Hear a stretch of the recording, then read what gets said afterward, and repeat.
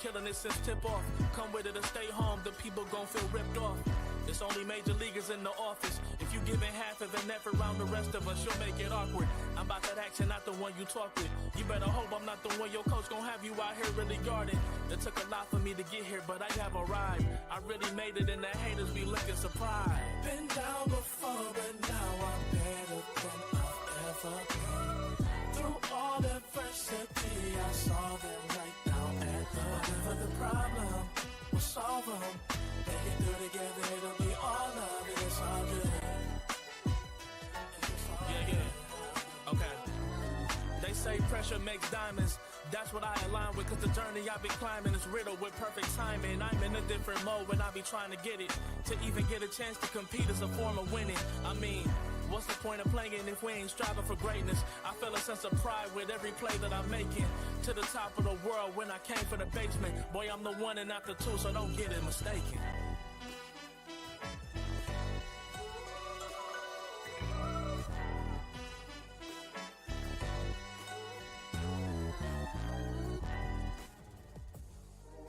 Waited all night for me to come back. Why'd you think that it's not alright? Told you that I'm not that type. Didn't mean to get you so excited. Tried to tell you not to fall in love. Why you always hit me uninvited? Was hoping you would get the picture. I've had enough. Now it's time for me to turn around. Thought you knew what this was. Yeah, I am superstar. You were never the one for me. Never should have fell for me. Take back your heart. Why don't you take it back? You never had a chance. I'm gonna take back the one. Savage love, just when I had enough of us. I'm good, babe, I'm on my own. This ain't a phase, just let me go.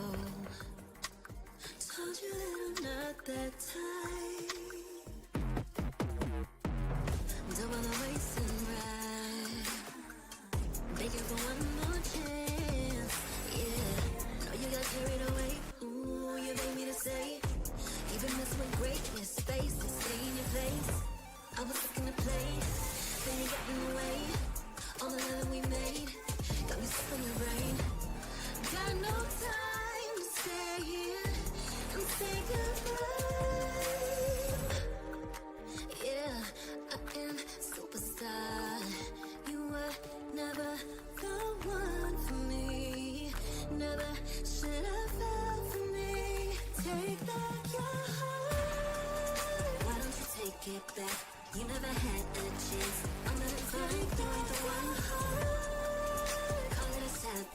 up just till I had enough of us.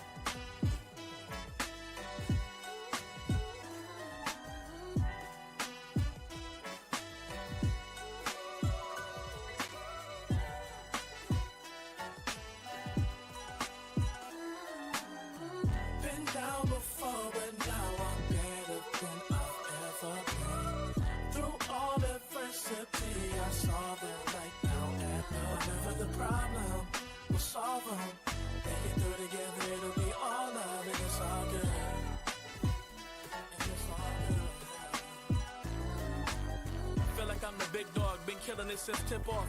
Come with it and stay home, the people gon' feel ripped off. It's only major leaguers in the office. If you giving half of an effort around the rest of us, you'll make it awkward. I'm about that action, not the one you talk with. You better hope I'm not the one your coach gon' have you out here really guarding. It took a lot for me to get here, but I have arrived. I really made it and the haters be looking surprised. Been down before, but now I'm better than I've ever been. Through all adversity, I saw them right down at the river. The problem will solve them. Make it through together, it'll be all love, and it's all good. Yeah. Okay. They say pressure makes diamonds. That's what I align with, cause the journey I be climbing is riddled with perfect timing. I'm in a different mode when I be trying to get it. To even get a chance to compete is a form of winning. I mean, what's the point of playing if we ain't striving for greatness? I feel a sense of pride with every play that I'm making. To the top of the world when I came for the basement. Boy, I'm the one and not the two, so don't get it mistaken.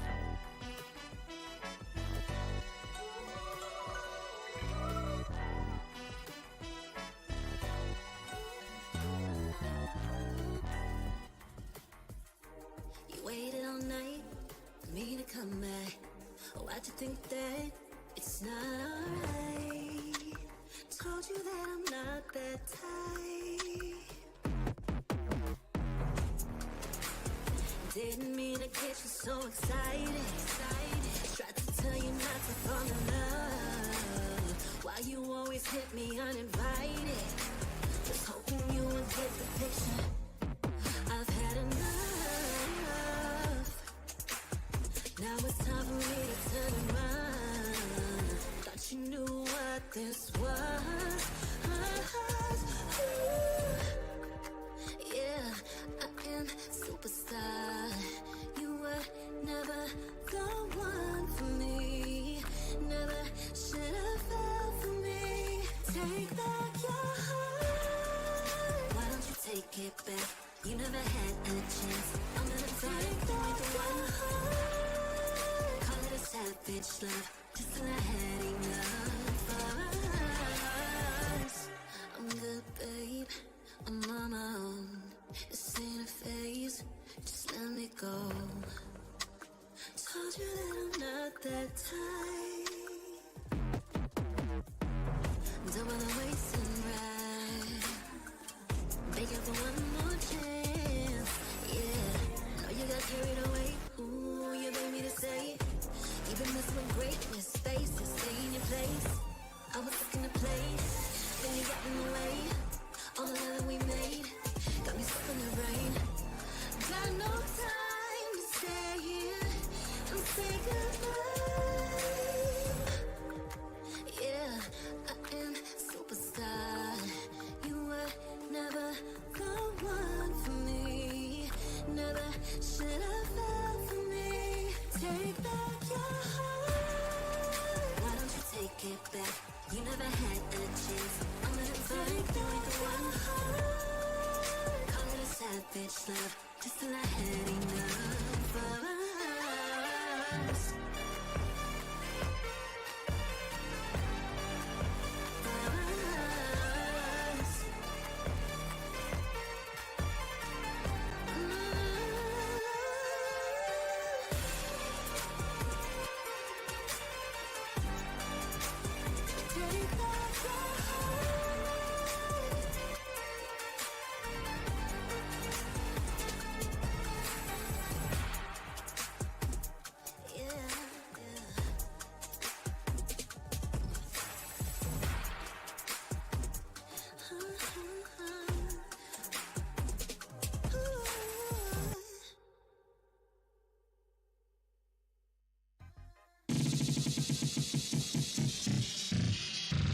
The Snapdragon Pro Series is brought to you by Snapdragon Elite Gaming, Monster Energy, and DHL.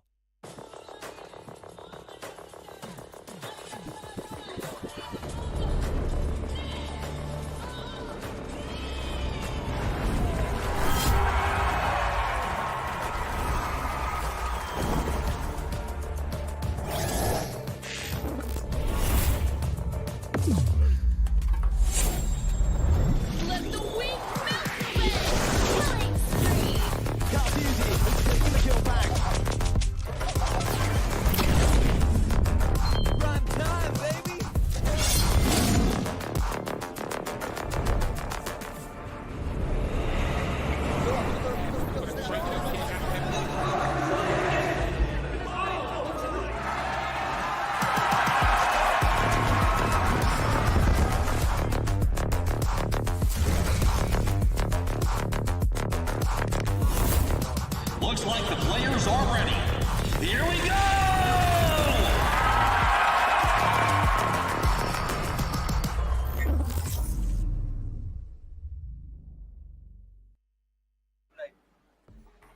Yesterday was a day filled with upsets, and today's going to be no different. Welcome to Snapdragon Pro Series Open Finals Day 3, Call of Duty Mobile. I'm going to be your host, Castro Necro. John alongside with me on the panel. It's going to be iSuper Johnny. And Johnny, watching a few names dominate yesterday in the lower brackets, now things are starting to get even more exciting.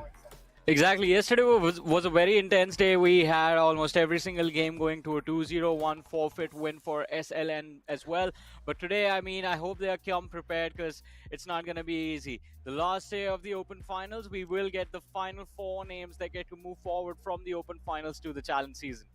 Exactly, man. As you mentioned, last day, last chance will be given to these teams. And speaking of yesterday's day itself, man, we saw a lot of these names get kicked out. Monarch was one of those. Even Team Fate was one of those. And even Team Vengeance, unfortunately, for some reason, they were not able to get all the 5 players online. That's why they forfeited their game. And then NS faced off against Karizzma, and that was a complete one-sided game as well.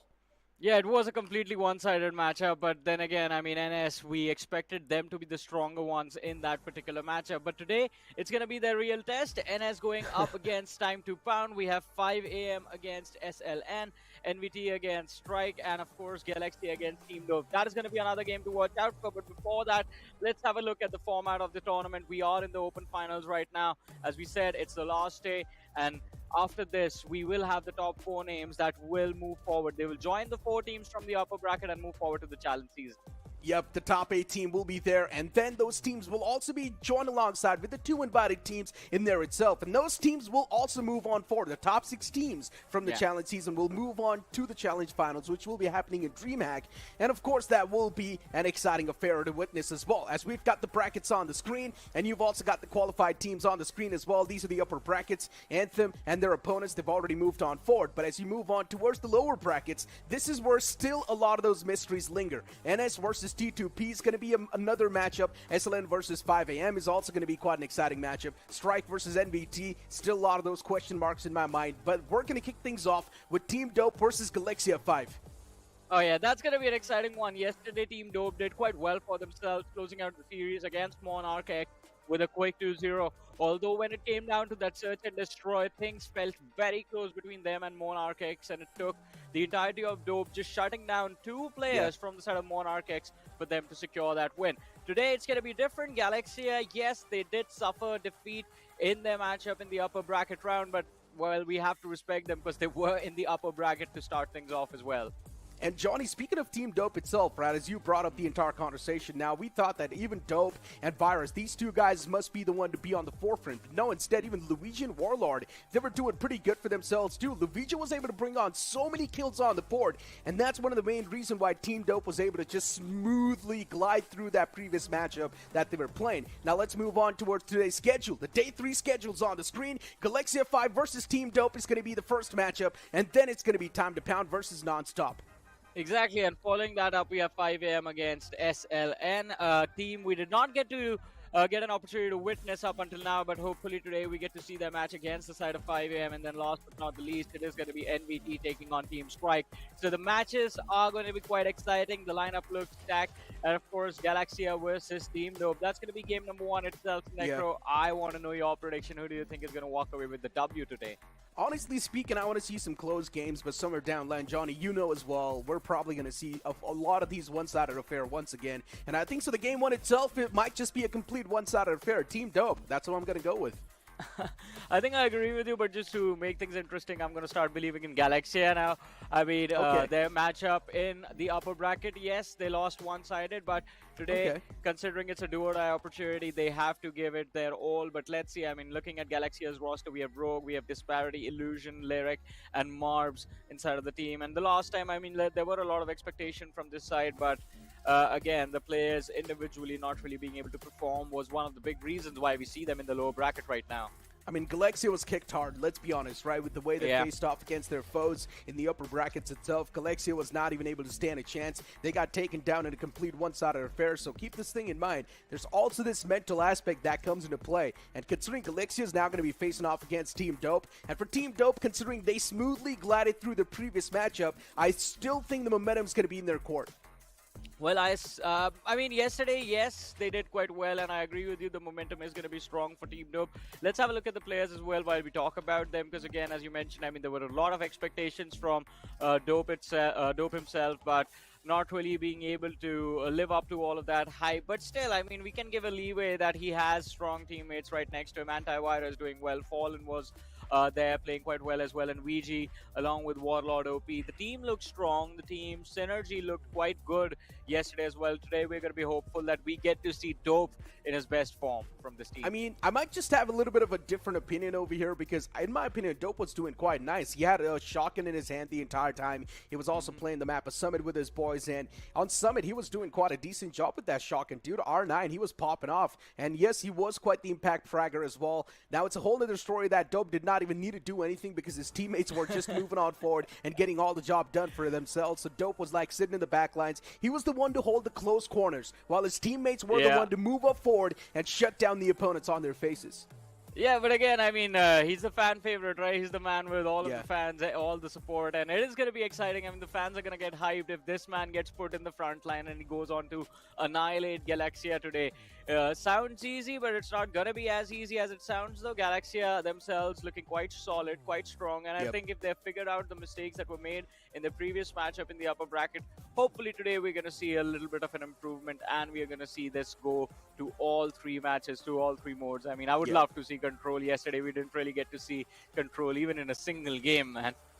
I mean, if Galaxia do lose out on the hard point itself, now they might just have a solid chance in Search and Destroy. But you know what? Speaking about the game modes and speaking about the map itself, let's move on towards the map and figure out how that's going to be looking like, which is going to be the first map towards hard point. And it's going to be Hacienda, Johnny, one of my favorites. And then we're going to move on towards Search and Destroy, which will be played on Express. And Raid is going to be the classic Control map. Yeah, looking at the V2, I think it looks very interesting, very intense. Galaxia with the Hacienda pick. Then we have Dope picking up Express and Raid picked by Galaxia again. So again, probability and possibility is there that we get to see Raid today and Control as well. The mode is going to be played out because Hacienda again gets very complicated. Then on Express, you have an opportunity to make a comeback. It's not a default map anymore. And then Raid is the only default map pick that's there in this map veto right now. Hacienda to kick things up again, very momentum-oriented map. That first point, it is very difficult to control, and I think that is where Galaxia will have an opportunity to keep the fight and the side of Team Dope in check. If they fail to do so, if the first control point is won by Dope and they manage to hold on, get themselves close to like, I think 40 points, as close to 40 points as possible, then I think they might just run away with the lead.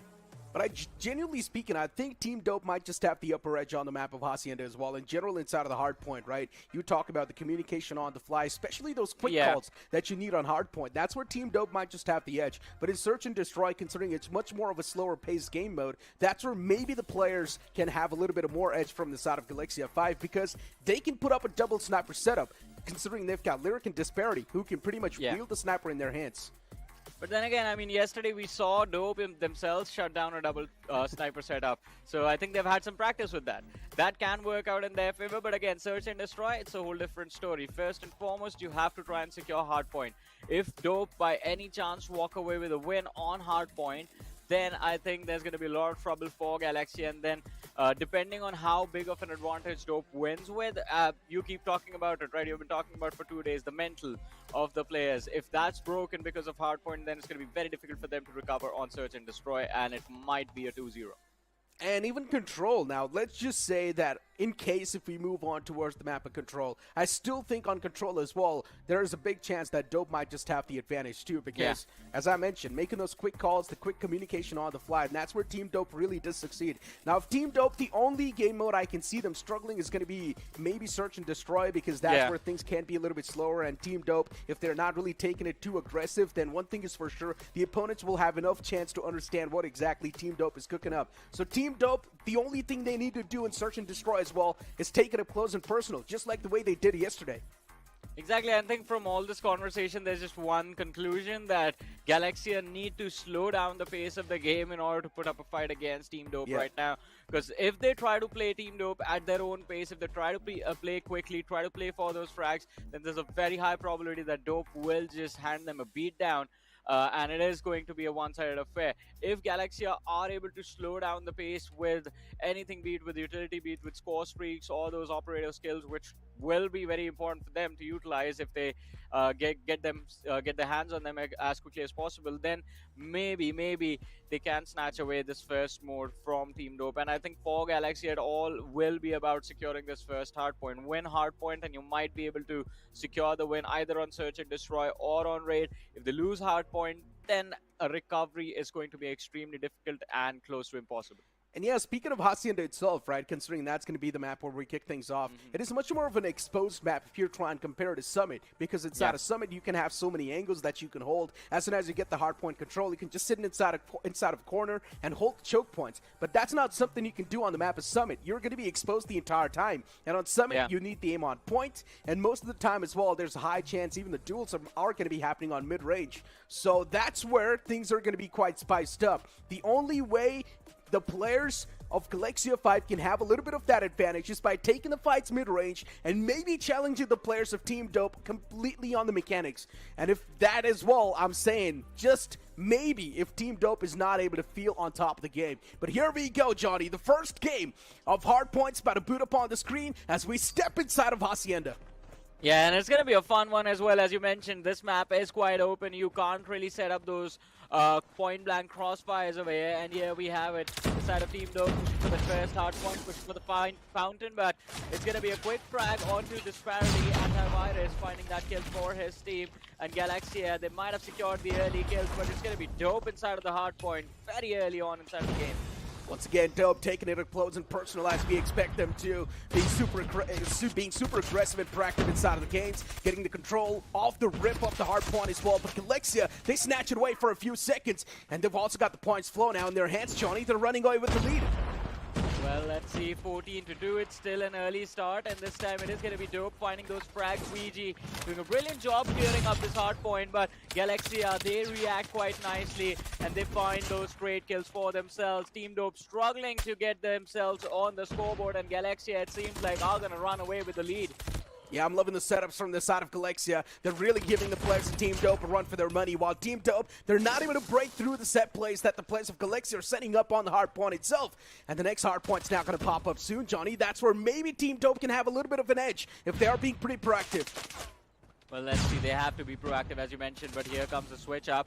Next hard point, it is there, and this is going to be an interesting one because again, you have a lot of open space to work with, but this garage is the only place where there is a possibility of you setting up those crossfires and denying the retake to the opposing side. Again, Galaxia with a big advantage to kick things off, 41-8. Team Dope struggling to hit double digits. Oh no, the Purifier was online. Well, this is just going to make the entire thing a whole lot worse for Team Dope. We never saw this coming, Johnny. Team Dope is getting absolutely rolled from the side of Galaxia 5, and even the equalizer's now pulled out from the side of Fury as well. He's looking to line a few more players, and that's what exactly happens, but eventually Fury, he gets struck down himself. Dope is not even able to find any sort of kills on the board, Johnny. Look at the kill feed. It's the players of Galaxia 5 all across the board. Even Illusion's able to find a two-piece on the hard point itself. And look at Fury, he's doing so well for himself. 13 kills on the board already. Lyric as well with 9 on the board. And the prize fighter is in the hands of Illusion. He's going to look for this frag, the slide, oh my and God. the punch. Dope in peace, rest in peace. 71-8, still no double digits for Team Dope. Generally speaking, I never saw this coming, man. I thought Team Dope might just be the ones with the big advantage, but Galaxia 5, they're just pulling off a massive upset. Team Dope, there's a big chance they might just lose out on the hard point if they keep on playing the same way. Dope is not having any sort of responses, and this is the speculation that I made as well. The only way Galaxia can come out on top against Team Dope is because if Team Dope is not feeling themselves. But over here, Team Dope is getting mechanically ruled out from the game itself. Yeah, individually they are getting outperformed, and of course they do find those ways. Oh this my point God. 3 is one The of those operator positions skills. where they can finally make a comeback, but the War Machine is out, and it is going to make Team Dope's retake of this hard point a whole lot tougher for them. But 90-60, a big advantage for Galaxy to work with, and they are now getting very comfortable inside of this match. Yeah, they have put on some heavy investments on the board off the rip. I'm speaking of Galaxia 5, Johnny. Sparrows were pulled out, War Machine was pulled out, even Equalizer was pulled out a while ago. And Galaxia is already investing a lot of that stuff inside of this entire round. So let's see how this one's going to pan out for the players of Galaxia, considering they're not going to be exhausted soon. And that's what exactly happens. But still, they're able to win the duels. And Team Dope is just stuck on 16 points. They're not able to get any sort of controls off the hard point. Yeah, close to a 100-point advantage for Galaxia now. And even on this fountain, they are doing a brilliant job. Look at this, Lyric hiding in a corner. Looks to find the frag, finally gets shut down. Warlord and Fallen standing up. Oh my God. But is that going to be enough? Team Dope, they need to step things up. And they need a big advantage to make a comeback in this game. They need to get themselves on that kill feed consistently.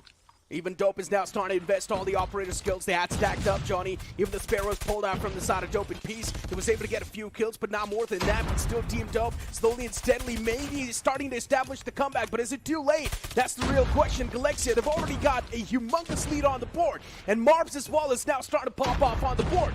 Dope in peace is trying his best to get something done on the point. He's the only player there up close and personal, but eventually even the cavalry arrives, and this is where Galaxia is now once again starting to get the game back in their hands.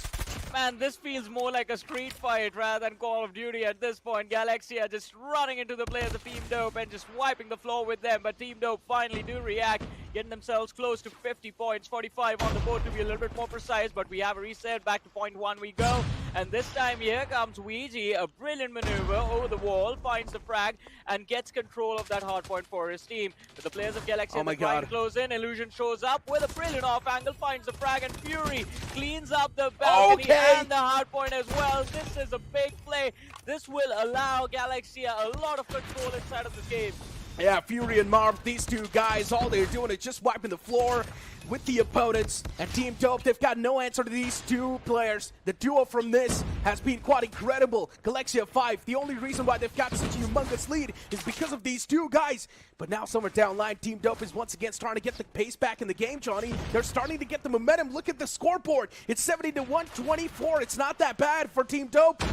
Yeah, it's not that bad. It was much worse when things began, but now they have kind of made a comeback, but they can't really afford to let Galaxia push any further from here. They have to regain control of this next hardpoint and fight for every single second. Look at Antivirus trying to block and deny the entry for the players of Galaxia. In the meanwhile, his teammates, they are taking control of that hard point, increasing their score second by second. This could be a sandwich. Fury needs to be careful.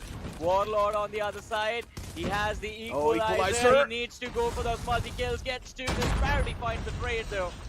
Yeah, the man was straight up mowing down the competition. Unfortunately, though, even on towards the point, now the players of Team Dope, they're starting to kick things off in a great note for themselves. But Galaxia, once again, they start to get the pace back in their hands. Dope, he had the shotgun in his hand, but not for too long, considering Lyric closes on up, and he puts an end to his story. Fury once again pulling out the equalizer in his hands, and he's looking to light a few things up as well as he moves on towards the staircase, shuts down another man who would try to make it up close and personal. Fury, this man is able to rack up so many kills, it's crazy. 24 kills already on the board, right next to Marbs.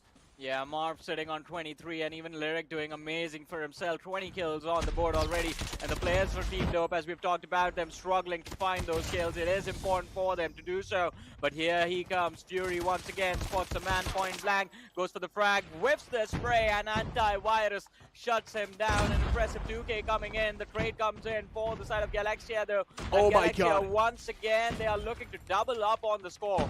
Sparrow pulled out from the side of Dope, Johnny, and Dope is now starting to rack up a few months of kills. That might just be a big spanner in the work for the side of Galaxia 5, but as soon as I say so, here comes the cavalry once again. Galaxia 5 are so quick with making the rotations and the decision to try and back themselves up, and that's great. That's where the players of Team Dope are sort of lacking. We thought that maybe Team Dope can be the one to make the quick decisions and the maneuver, but no, instead Galaxia 5, they're much more quicker than Team Dope.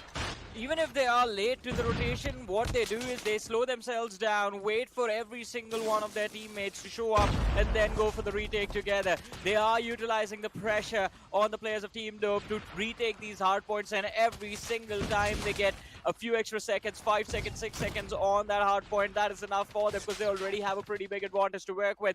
But once again, Team Dope, they have somehow managed to reach 116, although Galaxia are not too far away from closing out this first match. Disparity shutting down Dope himself, and now one more frag for Mobs. This man is unstoppable.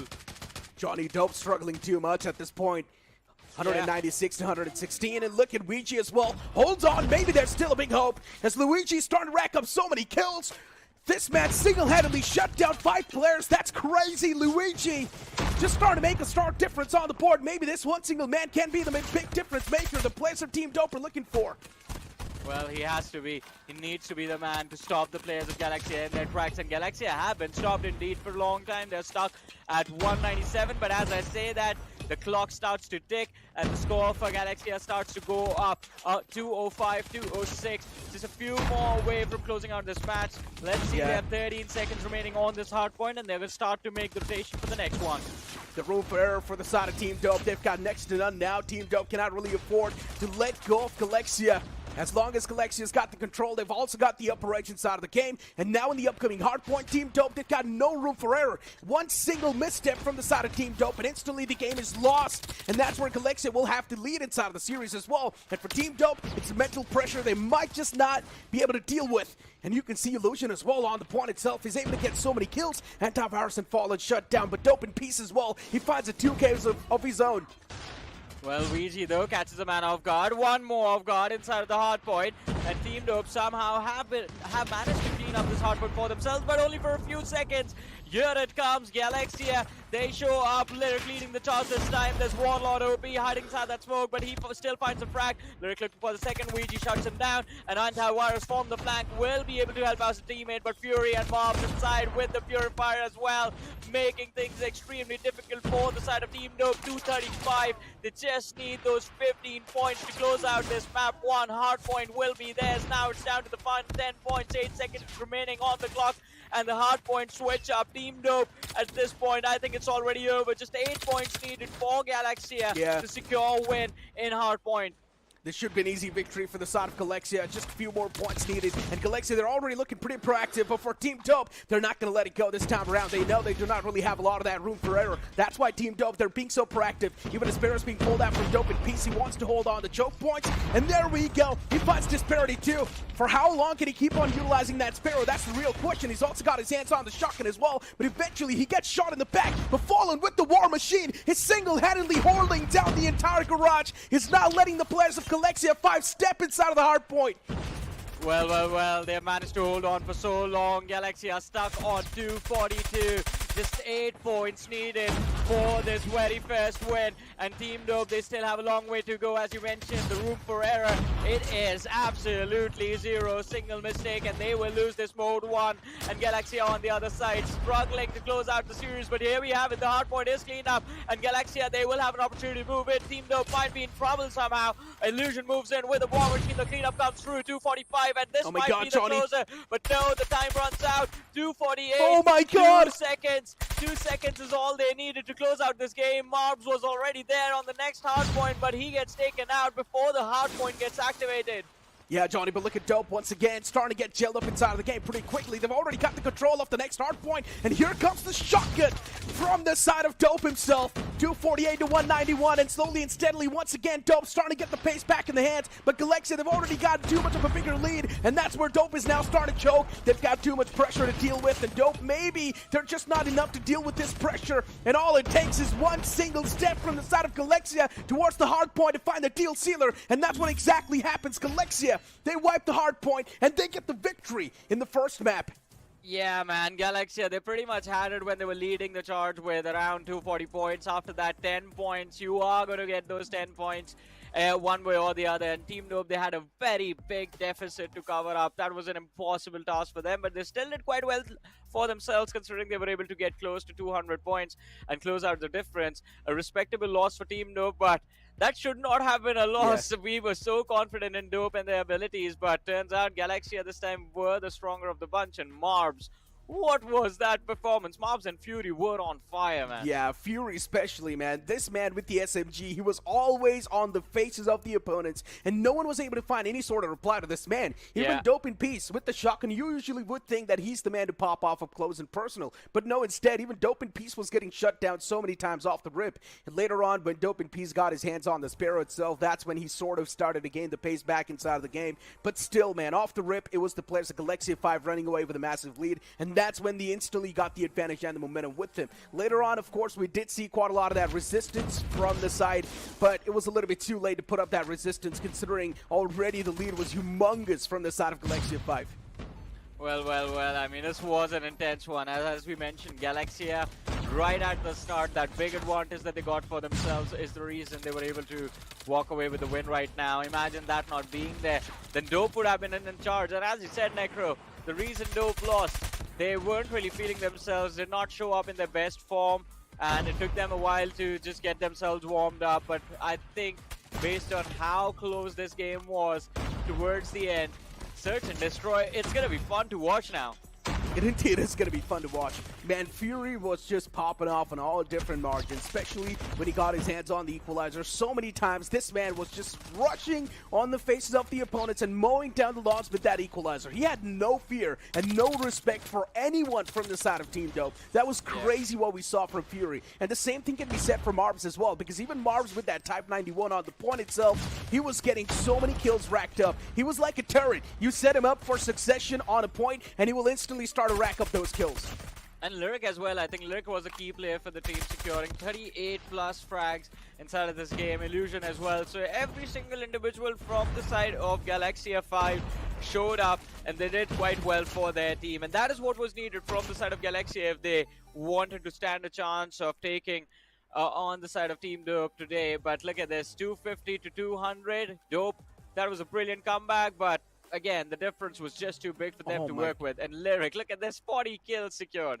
Look at the scoreboard. Everyone from the side of Galaxia 5, they performed extraordinarily well. I mean, Lyric was the man with 40 bomber, but then later on, you can't take it away from anyone from the side of Galaxia 5. Everyone had more than 30 kills, Johnny, on the board, and that's one of those rare occurrences that you see, because it's really rare to get more than 30 kills, especially for all the 5 players. And there you go, Galaxia 5, everyone was performing on the equal note. And this is exactly what we're talking about as well, right? As a team, you need to wake up, and that's what Galaxia 5 did, but unfortunately for Team Dope, they failed as a team. Yeah, I agree. I mean, they failed as a team, but I think their key players need to stand up. Again, Antivirus, we expect a lot from him, and I think in the next game, maybe considering Dope now have woken up from their slumber, from their sleep, Search and Destroy, there is a possibility that they will be able to walk away with a win on Search and Destroy, and after that, I think Control again. If Dope does what they did towards the second half of this hardpoint, then it could be their win as well. But again, let's see Search and Destroy before that. If Galaxia close out the series on Search and Destroy, then, I mean, Control is not even a conversation. It won't be a conversation because Dope would be eliminated. Now, a while ago, I was saying that maybe Galaxia 5 can have the advantage inside of Search and Destroy, but I would like to flip the odds now. I would like to flip the script. I would say Team Dope now might just have the advantage, because Team Dope did not exactly know how to react on the hard point, because they were completely caught flabbergasted. But now, knowing the fact that you are going to have much more of a slower approach inside of this entire game mode, maybe Team Dope can understand what the players of Galaxia 5 are looking for to cook. And look at what's happening on the board, Johnny. Off the rip, it's once again the players of Galaxia 5 equalizing things. It's 3-3 on the board. Well, I mean, 3-3 on the board, make that a 3 versus 2. Team Dope down to their 2 players. Galaxia on attack, and they have the bomb planted as well. Illusion almost poured out, but Dope, oh no, the angle not really working out for him. He gets taken out by Illusion, and it's down to Fallen to secure a 1v3. Lyric is going to get spotted out. Illusion, Fallen, his position compromised, and Illusion will be able to find the trades. The first round secured by Galaxia quite easily, to be honest. Yeah, that was quite a quick one, too. I mean, the round just started and it instantly ended, too. We also did see the bomb getting planted from the side of Galaxia, so nicely done.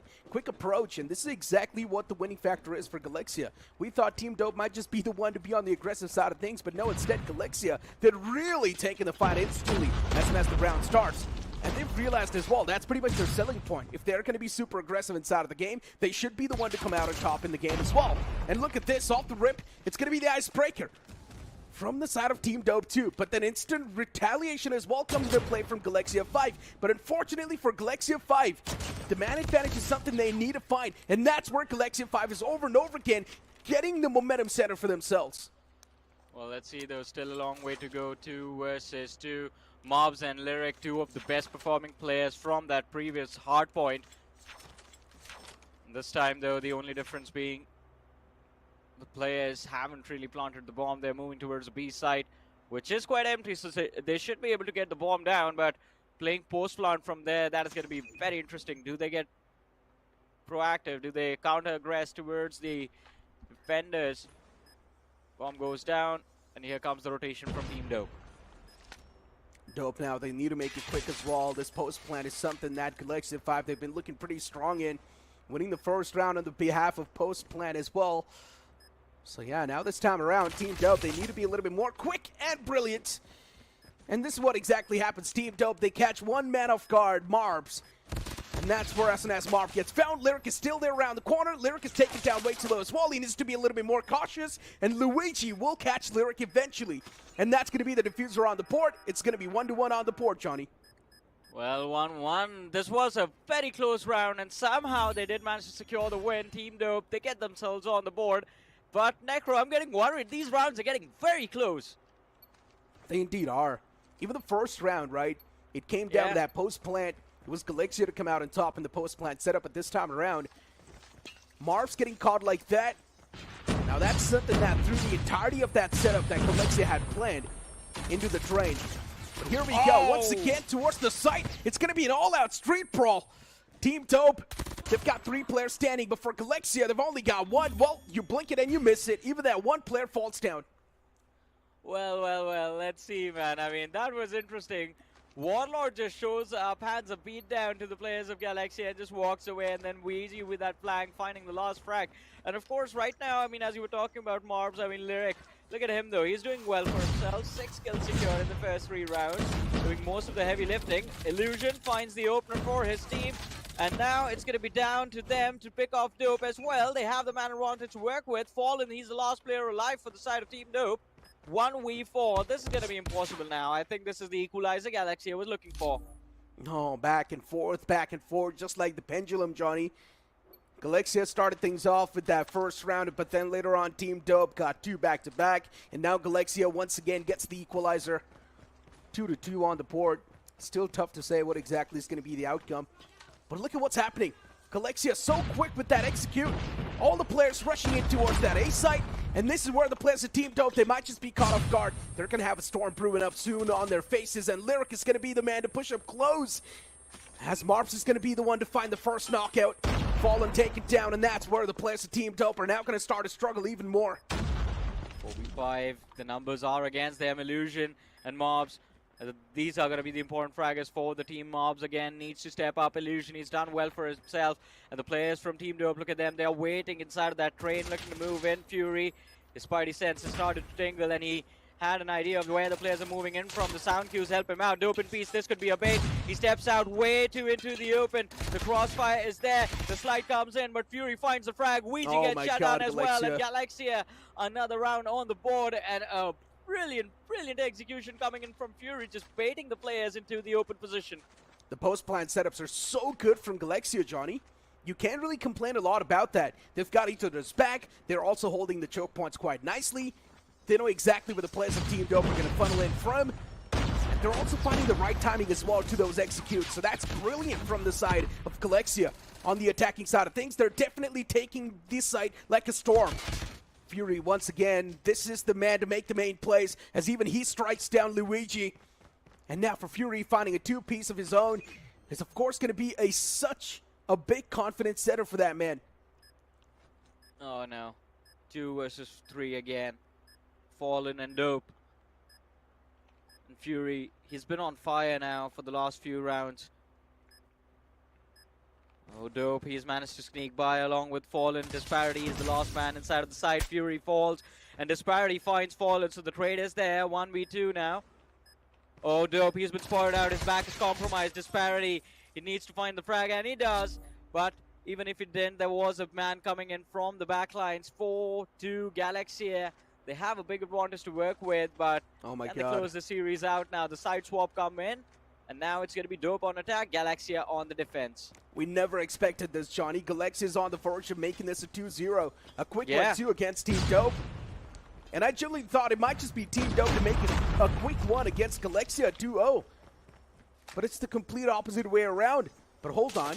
Still, maybe there's a big chance. Lyric gets shut down with a sniper, and a few whips coming as well from the side of Fury. And he needs to pay the price for that. There's another man around the corner for Galaxia 5 and is looking for to catch Luigi off guard. But Luigi is making quick moves on the board as well. Disparity gets hit, and even Marb is able to return back a frag onto Luigi. But here we go. Warlord with this off angle catches Marbs.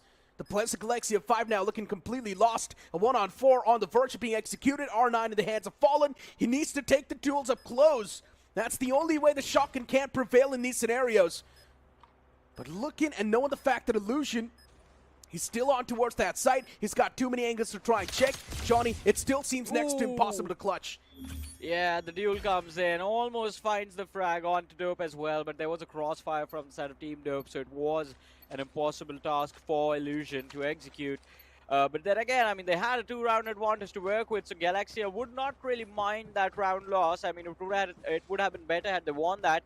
But now, again, moving in, Team Dope, very important for them to get themselves the equalizer as quickly as possible inside of this game. Let's see how this works out. Utility exchange, and the players from the side of Team Dope just run into those nades.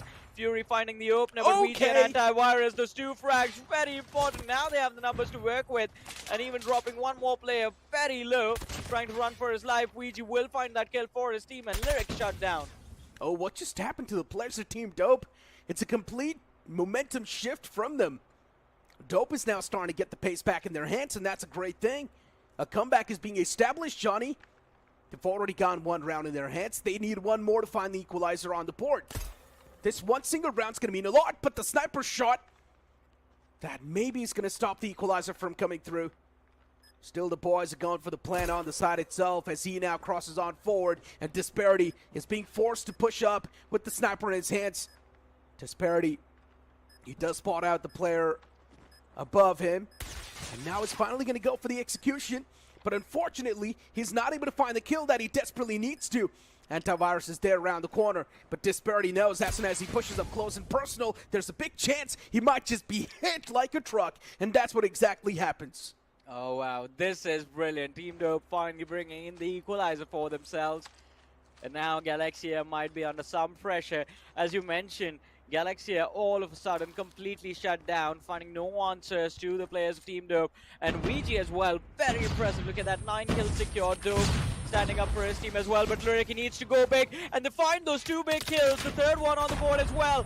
The proactiveness from Galaxia, the counter-aggression comes in, and now Team Dope, they're down to the last man. Warlord, he's stuck in a 1 versus 2 situation, and to make things worse, look at the bomb drop as well. It's right at the feet of the players of Galaxia, but Warlord somehow managed to bring the numbers down to a 1v1. Fury, he's out on a hunt. Warlord, he does not hear him behind him. Fury, oh my God, he should be able to sneak through. Oh boy, that was a very unpleasant surprise. 5-4, the game is still very close. And the only reason why Galaxia won this round is because of Fury's heroics. He was able to get a 3K from that round, Johnny, so all thanks to Fury for making his team win that previous round. I wouldn't just say him alone, man. His teammates sacrificed themselves as well. It was a fist fight down on the staircase. It indeed was, but still Fury, such an opportunistic man, instantly got those 3 pieces in his hand, securing the round and the day for his team, and they desperately needed that too. And what just happened? Warlord was the one with the advantage, but he still messed up big as Lyric shuts him down on the face itself. And now for Team Dope, once again losing the man advantage they had. But even for Galaxia 5, they've lost out in Marbs. So that's now once again going to be the equal setter on the board, 4-4. Team Dope and Galaxia, this is starting to get real up close on Search and Destroy. And Express is starting to give me goosebumps now, Johnny. And what just happened? Even Fury gets shut down, but still the return frags are something that's going to matter the most. And Galaxia 5, they've got each other's backs. Yeah, Lyric, he goes big this round, finds those 2 important kills for his team. Weegie now should be able to shut down Illusion if Fury extends, and there it is. Illusion spotted out. There's the frag for Weegie, and now he's looking to move in towards that bomb. 1 versus 2, a situation similar to the last round. This time, though, at least Weegie has his eyes on the bomb right in front, although the defenders, they have gone ahead, and now they are blocking the bomb site inside of the train. He was just standing there for a long time. 6-4, Galaxia just a single round away from closing out this entire series. I'm left speechless. It's counters after counters, Johnny. Galaxia realizing how Team Dope is playing, and then instantly coming up with a counter themselves. Then Team Dope realizes what Galaxia is doing on the board, and then Team Dope comes up with a counter. Both these teams were able to read each other like an open book. And that's why things are now starting to get so anxiety-inducing. And here we go. Galaxia, they're once again hitting the players of Team Dope like they do not even mean anything in the game. And within a blink of an eye, the entirety of Team Dope, they just come crashing down. It's a 2-0 series in the favor of Galaxia 5. What just happened, Johnny? Team Dope, they have been astonishingly eliminated from this tournament. Oh man, I don't know what happened. Team Dope, they just got cooked over there. And again, did not really expect this to happen. Galaxia should have, there should have been a close one between these two sides, but turns out completely one-sided. Galaxia, they came prepared, man. I generally was thinking that Team Dope is going to be the one to make this series too. Oh, even at the start of the game, we pretty much made our predictions. I said Team Dope, they might just be the one to win this entire thing. And you cannot even blame me for going with Team Dope because the stats say so. But still, for some reason, Team Dope got absolutely rolled by Galaxia 5. I think they just woke up too late, man. Woke up on the wrong side of the bed, and especially in this particular game of Output, I mean, Fury played so well, especially during those mid-round phases after the switch. It was very impressive. He did secure those important kills at the start to secure an advantage for his team. And again, from the start as well, Lyric, again, another unsung hero. Even in the previous hardpoint mode, we did not give him too much limelight, but he definitely does deserve it today. I think from the side of Galaxy, he was the best performing player overall. Yeah. I mean, even Fury, man, you can't really take it away, right? Especially when the team was starting to struggle. That's when Fury popped up. That one single round where he got that 3-piece on the board, that's where, once again, Galaxia got the momentum back in their hands in the late game. And that's one of the main reasons why they also got the momentum that they lost back in their hands. Well. I think, yeah, there was a moment where Team Dope would have been able to pick up the momentum, especially after the switch up, but again, I don't think for long they were able to hold it. Galaxia instantly, I think after 2 rounds, were able to shut them down. And again, that is when Fury started to step up. Initially, he started off strong, then there was a down phase where I think there were a little bit of a struggle for him. But this was the one big round where Fury, with his impressive 3K, and the last 1v1 against Warlord OP, got that impressive shutdown. And after this, Team Dope, they weren't really able to recover. Galaxy just went on to close out the series. The fact that Lyric was able to win that duel up close like that, I generally thought that the opponent might just have the advantage, but still somehow, Lyric was the one to win that duel. The man just came onto his face with a big surprise, and Lyric was not surprised at all. He was ready. He had the serious face on, but hey, let's move on and look at the stats as well from the previous game. It was Ouija with 11 kills on the board. That's going to be the highest number. And then you move on towards Galaxia 5. Lyric, once again, getting the most amount of kills. Well, an impressive performance again from the side of Galaxia, and can't really say much about that. I mean, Team Dope, they tried their level best, but again, I think there weren't a lot of mistakes to pinpoint. I mean, not a lot of big mistakes. It was just minor errors in communication. I mean, you talk about how Hardpoint went.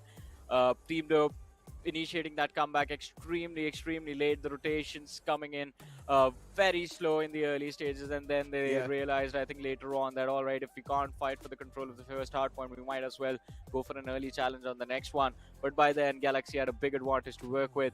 On Search and Destroy, we already spoke about this when the series began, or in fact before the series began as well, that Galaxia, they need to play the game at their own pace. They need to control the pace of the game. If they play it at the pace of Team Dope, then they might take a loss. But Galaxia, I think when the moment called for it, they went slow. When they started to struggle, they just went all in for that mid-fight, won that early control, won the rounds, and then I think Team Dope, there was no recovery after that.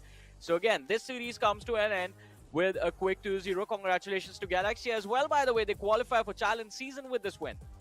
Ooh, that's kind of crazy, right? And knowing the fact that now Galaxia, they need to refresh their mindset once again, and they've also got the wins in their sail. They have taken down Team Dope, and you can't really take it away from Team Dope as well. We're speaking of veterans over here, man. Dope himself used to be of quite a glorified lineup. He used to be a part of that lineup, and then even Virus as well. He used to be part of I2K in the past. So we're speaking of veterans over here. We're speaking of legends, but still for some reason, they were not able to make it too deep inside of the tournament, got kicked out from the lower brackets itself. And speaking of the brackets too, now the upcoming matchup is going to be between Team NS NonStop versus Time to Pound. Well, that's going to be an interesting one. Again, two heavy contenders, and I think two top contenders to make it all the way towards that LAN finale. I think that is what we are hoping for. NS, they've done it once before. We are seeing if they can make it 2 in a row, especially with a few changes here and there. And it's going to be interesting to see how things turn out. But I believe there is a small update, and this is going to be heartbreaking for a few people. But hey, things happened, And EXO, due to the breach of conduct of the tournament, they have been disqualified. So guess what happens now? Time to pound.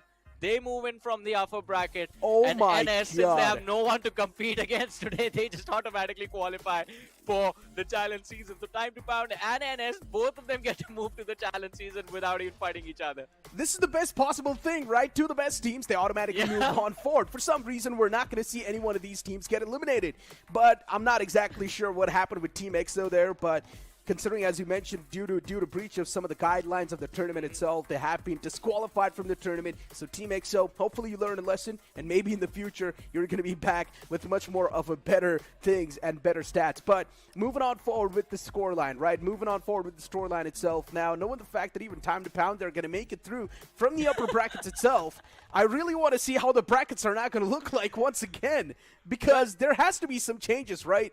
Why is it always like this? Whatever match we want to see, we don't really get to see. It happened yesterday, it's happening today as well. NS versus Time to Pound should have been the highlight match of today, but I guess we'll have to wait till the challenge season to witness these two teams up against each other.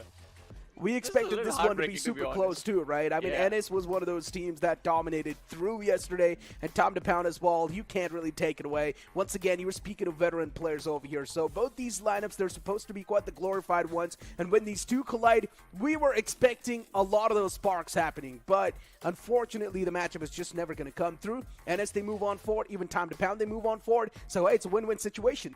Yeah, I wouldn't say never. I hope it happens in the challenge season. And, I mean, there's going to be a big probability that it does happen in the challenge season. But, again, quite a big heartbreak, man. I mean, but I guess that gives us an opportunity to talk about the upcoming next matchups, right? We do have NVT going up against Strike and, of course, 5 AM versus SLN. That is going to be an interesting one to see as well. SLN, as we said, yesterday there was supposed to be Team Vengeance going up against SLN, but Vengeance did not have all 5 players, so SLN got a default win because of that. And today they get to go up against 5 AM, who did kind of put up a decent performance as far as individual numbers go. Players playing very well. It was just the team synergy that was lacking, and they just got beaten down and thrashed because of that. And hopefully they have practice. They had 1 day of practice and a little bit time to do their homework, but unfortunately for 5 AM, SLN, they have no information because SLN did not play yesterday, as I said. Exactly, man. I don't even know if that's a good thing or a bad thing for 5 AM because they haven't really seen SLN in action. And for SLN, maybe they're not warmed up enough to try and face off against 5 AM. And 5 AM, the last time we saw them face off against Panda Express, they started things off in quite a dominating note on hard point. We thought that 5 AM might just run away with the lead, but then later on, Panda Express, with the way they hit the players of 5 AM, it's something they're always going to keep in their heads while moving on forward. So that's going to keep them down to the earth. That's never going to let them get too complacent inside of the game. So that's a good thing for 5 AM. But for SLN, I really do want to see what they've got in stake. Yeah, I mean, I would love to see that as well. I mean, this is going to be the first time we're going to witness this team, and against 5 AM as well. 5 AM, we have seen them once before in the matchup in the upper bracket. Did look quite decent, but again, SLN could be a complete surprise, could be a complete one-sided game between these two sides, and it's going to be exciting to see no matter what happens. Along with that, I think since now my favorite match has been taken off the board, now I'm very excited to see NVT against Strike, because NVT, let's not forget, also handed a beatdown in their match in the upper bracket, so they are going to try their level best to redeem themselves and to qualify for the challenge season. And of course, Strike yesterday, a quick 2-0 against the players of Fate, when we expected Strike actually to do very well for themselves. That didn't happen, but let's see. Let's have a look at the updated brackets as well. I think the results, I don't know how the results for Time to Pound and NS is going to look like, man. Oh, that's how it looks like. There we go. Time to Pound, they move in from the upper brackets itself, Johnny, so that's a really good thing for them. And Panda Express, well, there we go, right next to them. Anthem, Accelerate, of course, these two teams, quite the stacked ones. As you move on towards the lower bracket as well, that's where things are now going to be even more exciting, considering NS, they've already qualified on forward. So for NS, it's a win-win situation. They did not even need to play through their opponents. And then against 5 AM and SLN, I don't exactly know who's going to be the victor, but I'm expecting a close matchup.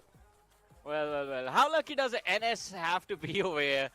To be honest, I mean, yesterday as well against Karizzma, that was very impressive with how NS played. And today, it would have been an absolute heartbreak if one of these two teams got eliminated, to be honest. Both Time to Pound and NS. It would have been a tough loss for us because two of them, they have been in the circuit for a long time. We've seen them be a part of the Snapdragon Pro Series time and time again, and it would have been extremely disappointing to see either of them get eliminated. So I think good for us, as you mentioned, two of the strongest teams, they get pushed through to the challenge season now. And just imagine what's going to be the course of action inside of the upcoming stage, Johnny. Challenge season, we're also going to have these two invited teams, and we pretty much know who those teams are going to be. Now, there's a big chance those teams are probably going to storm through the competition, but still I'm excited about all the other matches that will be left over, right? Maybe NS. Yeah. We might just see them face off against Time to Pound once again in the future. We might just see them face off against Accelerate, Anthem. Anything can happen. So many exciting matchups are still on the verge of being witnessed.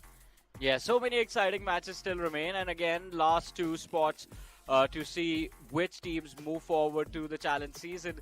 And these last two spots complete the list of the top 8 teams that will be there in the challenge season. Of course, 2 invited teams will be joining them, and after the challenge season, of course, top 6 teams meeting each other on that LAN finale at DreamHack. That is going to be exciting to witness as well. But I think, again, before we move on to the next game, it's time for us to head to a very short break. Stay tuned, keep watching. We'll be right back after this. The Snapdragon Pro Series is brought to you by Snapdragon Elite Gaming, Monster Energy, and DHL.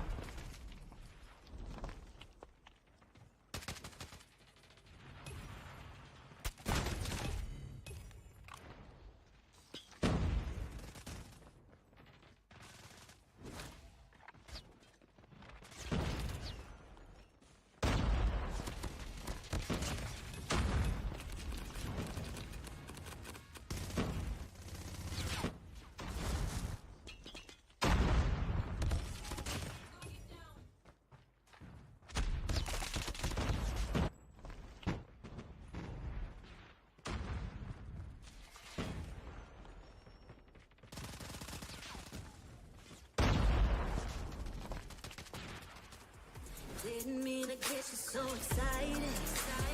Tried to tell you not to fall in love. Why you always hit me uninvited? Just hoping you would get the picture. I've had enough. Now it's time for me to turn around. Thought you knew what this was. Yeah, I am superstar. You were never the one for me. Never should have fell for me. Take back your heart. Why don't you take it back? You never had a chance. I'm gonna take back your heart. Call it a savage love. Just till I had enough of us. I'm good, babe. I'm on my own. This ain't a phase. Just let me go. Told you that I'm not that type. Don't wanna waste and ride. Make it for one more chance. Yeah, know you got carried away. Ooh, you made me to say you've been messing with greatness.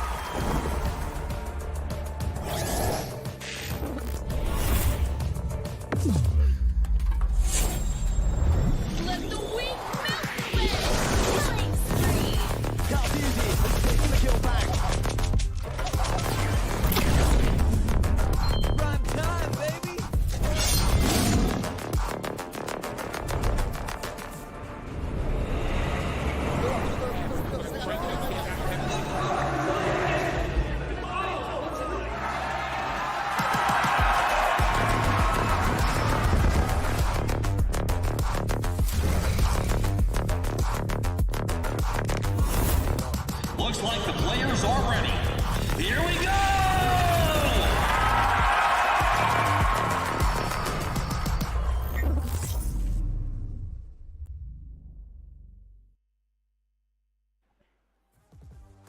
Welcome back after that short commercial break, and now what awaits us after this entire break is going to be a matchup between 5am and SLN. Johnny, we haven't really seen SLN in action, while 5am they have choked a lot of those things in the upper brackets itself. But considering 5am they were there in the upper brackets, still for some reason, my heart wants to go with 5am. I think 5am, of course, I mean, the matches that we witnessed from them yesterday, not yesterday, day before yesterday, it was a fun one. I mean, it was a tough loss for 5am, but it got us quite excited, right? And I hope 5am they do well for themselves, but of course, in for a surprise, I guess, because SLN, still no idea what this team is all about, still no idea how they're going to play today. Exactly, Johnny. There's so many mysteries going on in our head, and imagine if there's a lot of those mysteries in our head, what's exactly happening with the player minds of 5am? Even they are up for a big surprise. You never know what the map veto also is going to look like, Johnny. We might just see complete off picks. Yeah, I mean, veto-wise, I think off pips, I don't know if we are going to get those off picks. I think we are going to get those default maps just because of the element of surprise still being there. At least you would want to control one thing, which is about the maps that you're going to play. But let's have a look at the rosters once again. Let's have a refresher on the players of 5am, see who these individuals are. And here we have it, Wanted, Weedy, Lil Uzi Word. We have Aju Prime, who was quite phenomenal. Even though his team lost, I think the match they played, he was the one man who was making sure, getting all of those frags, and ZFXG as well from the side of 5am is going to be there, but Aju Prime, he's going to be the key player. Exactly. Aju Prime, even the last time when we saw this man in action, he was able to rack up so many kills against Panda Express, but unfortunately, Panda Express as a team, as a unit, they were much more better compared to the players of 5am, and that's why 5am lost that matchup, and now they're over here to face off against SLN in the lower brackets. And speaking of SLN too, let's move on and look at their roster as well, because it's still a big question mark. Of course, we know the players, but we do not exactly know what the players are capable of, what their bars are going to be, what the benchmarks of these players are going to look like, and how the team play as well is going to look like from them. Well, let's see the SLN. We did want to see these players yesterday, but unfortunately did not really get an opportunity. Sensu, Hate, Moon, Abhi, and Dino. It is going to be exciting to see them in action today and against 5am as well. And again, I think after looking at the rosters, now we can finally start talking about the map veto. But as I was saying, Necro, I am expecting to see those default maps, maybe again another Summit being picked, which, I mean, hasn't been picked. We only had one match yesterday, no Summit as of yet, but maybe in this one, and then maybe a firing range. You never know for that search and destroy. Of course, Raid is what I expect to be there for control, no matter what happens. Honestly speaking, though, man, these newer names sometimes can really bring up those off maps as well. So there's still a lot of those questions, man. I generally would want to see a newer map on the board, but let's look at the map veto itself and figure out what the maps are going to look like. Maybe a classic start for Hardpoint, and yes, it is going to be a classic start, but Johnny, look at Search and Destroy. It is going to be Tunisia, and I'm already starting to get too excited. Yeah, this is going to be fun now. Tunisia, Search and Destroy, that is super exciting. Again, map construction, kind of like the default tactical shooter map that you would want for yourself. A good mid side with those two isolated sites on either side. C side for control, that is going to be interesting as well. But again, I think for 5am, it all comes down to that first mode, the hard point. They need to make sure that they try and secure as quickly a big win as possible to try and shut down the momentum and the confidence for the side of SLN as well, although it's not going to be easy. And let's not forget, yes, even though they did lose against Panda Express, 5am still were in the upper brackets. And while you try and compare them to SLN, SLN was there off the rip in the lower brackets. So I still think 5am, they might just be much more in a better mindset compared to the players of SLN. And SLN, considering they did not even get a chance to warm their hands up in the matchup against Team Vengeance. So for SLN as well, they're going to be stepping in quite a blind spot. So let's see how they deal with the players of 5am, and let's see what sort of research they've done against them. Well, let's see, though, I mean, how things are going to turn out here. We go, things kicked off, and it is off the bat, the players of 5am who are doing brilliant for themselves as far as getting those kills are concerned. But SLN, they get themselves on the board in terms of control of the hard point first. Abhi goes to move in, finds the frag, and this grants the side of SLN some early control of that hard point. 5am still fighting for the retake, and it's not looking good for them, at least at the start. And indeed, it's not looking good for the players of 5am. It was quite back and forth at the start in the kill feed, but then later on, it's the players of SLN once again starting to gain the pace back in their hands. And just look at the kill feed now, SLN, they're all across the board. And for 5am, they're on the receiving side of things. Weedy's getting shut down. Bombers is getting taken down as well. SLN on the point itself. They've got such good defense lined up. And even the set plays that they've got set up on the point itself, it's looking pretty nice. It is looking nice indeed, but SLN, now it seems like the momentum is there. It's 5am. They get themselves on the hard point, but instantly shut down. Time to rotate for the next one. And this time, it's going to be the players of 5am who get there first. And as long as they do manage to hold on to the control of the hard point, they can secure a comeback in the early stages, keep the players of SLN at bay. And there you have it, SLN, kind of a shutdown coming in. Aju Prime, he is prepared, but runs into a trap, gets taken out, and the retake works out for the side of SLN. Johnny, what am I watching? SLN once again get the hard point in their hands. For a moment, it was in the hands of 5am at the start, but then later on, SLN, they just breezed through the defense like it does not even mean anything. The wall has been penetrated for the side of 5am, and they can't really do anything. They're not able to patch the wall up once again. And Sensu, the man's already pulled out the Sparrow. What am I watching? This early inside of the game, the man's already got the operator skill up. Well, it is going to be interesting. SLN, they have a big advantage to work with. Was he just thrown out in the middle of nowhere? Don't know what that was about. Gets taken out, but Aju Prime, look at him. The KRM doing a brilliant job now. Some control handed to the players of 5am. Not really letting SLN run away with the advantage. 27 to 50. Still a decent position for the side of 5am to be in. A comeback still possible at any time. SLN is still doing much more of a better job if you try and speak about the defense on the point itself. SLN every single time they're shutting down the players of 5am, considering they don't stand a chance anymore. And once again, the same things start to pop up as well inside of the kill feed. Look at the point itself. SLN, they pretty much had the control for a long time, but 5am, they eventually do breach in and shut down the entirety of SLN. And now SLN is struck on just 50. And what did I just see? Weedy single-handedly shut down the entirety of SLN with that purifier. Oh! And here comes the Predator missile too. That could have been a big one as well, but all of them run inside cover at the same time. Weedy needs to go big again, and this time Aju Prime with that Sparrow 3K. 5am now, that is what you call a turnaround. All of a sudden, SLN shut down, and 5am, they are in the driving seat of this game. But look at this, Wemos, he's going to be outnumbered over here. Needs to find at least one frag, but no, gets taken out. Aju Prime with the final shot of Sparrow does manage to get his team some map control to move in for the next hard point. The Predator missile once again comes in and he finds Abhi, but still struggling for the control of the hard point. Now he's going to be outnumbered, and SLN, this one is close to their spawn, so they should be able to get some advantage over here. Johnny, SLN needs to spread out all the players they're approaching at the same time from the same spot, and that's why they're getting shut down. And that's something that's not working out for the players of SLN, considering they're getting a little bit too predictable. But here we go, SLN finally starting to get the pace back inside of their hands as they get the next hardpoint control back in their hands. Johnny, I can already tell this is going to be way too close. It's so back and forth. Even the War Machine's pulled out from the side of 5am, but is it going to find any value? That's the real question. Just getting that one kill from the War Machine, now that's not really going to cut it. Yeah, but look at this, Weedy already on fire, 21 kills on the board. Sensu is trying his level best to try and match the performance, and Weedy has been shut down. This could be big. Abhi finds another big frag, and SLN somehow do manage to recover. This is turning out to be a very close game, but as you mentioned, Necro, the players from SLN, they spread out, but as soon as they run for the control of the hard point, they move in together, and that is how they need to play this one. Once again, Abhi, the isolated fight is going to be won, but the hard point, the timer runs out. Now they're going to have to switch up for the next one, and this time again for the center of the factory. Dino, he's going to be taken off. Sensu has made his way in, trying to fight for a few extra points before his teammates show up. Exactly, Johnny, and SLN, they realized the exact same thing as well. They need to spread out, and with this spread out approach, now SLN is able to breach it through from all the different choke points and surprise the players of 5am in quite a different note as well. And now 5am, they're not able to find any sort of reply to the set plays that the players of SLN, they've got set up on the hard point itself. Yes, slowly and steadily, maybe 5am starting to get the pace back in their hands, but it's a little bit too late to try and do anything. SLN, they're already getting the hard points control. They've already got the points flow in their court, but as soon as I say so, here we go. 5am, they once again breach through and shut down SLN on the point.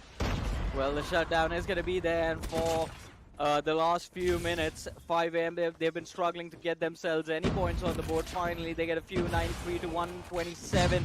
Still a close fight between these two sides, and 5am also do not want to let a single one of these players slip by. The shotgun comes in, Moon finding a few easy frags for himself. This next hard point is going to be an important one, and we're going to need big plays from VD and Aju Prime for 5am to stand a fighting chance in this game. And look at that, Wanted as well. Only 7 kills secured in this game so far. What is going on? Yeah, Johnny, for 5am, one thing is for sure, things are not looking too smooth. While you try and speak of SLN as well, it's not looking too smooth for them as well, but at least they're maintaining that constant lead, and that's really giving the players of SLN some sort of an edge over the players of 5am. But even for 5am, all it takes is just that one single hard point control to find the equalizer, to find the neutralizer on the board, and here we go. 5am once again starting to rack up some kills. Some positive traits are something they need, and slowly and steadily, they're definitely getting those positive traits in their hands. But even SLN, they're not that far back. Even SLN is constantly replying back to the players of 5am, and here we go. Look at the kill feed once again. It shines up bright by the names of SLN.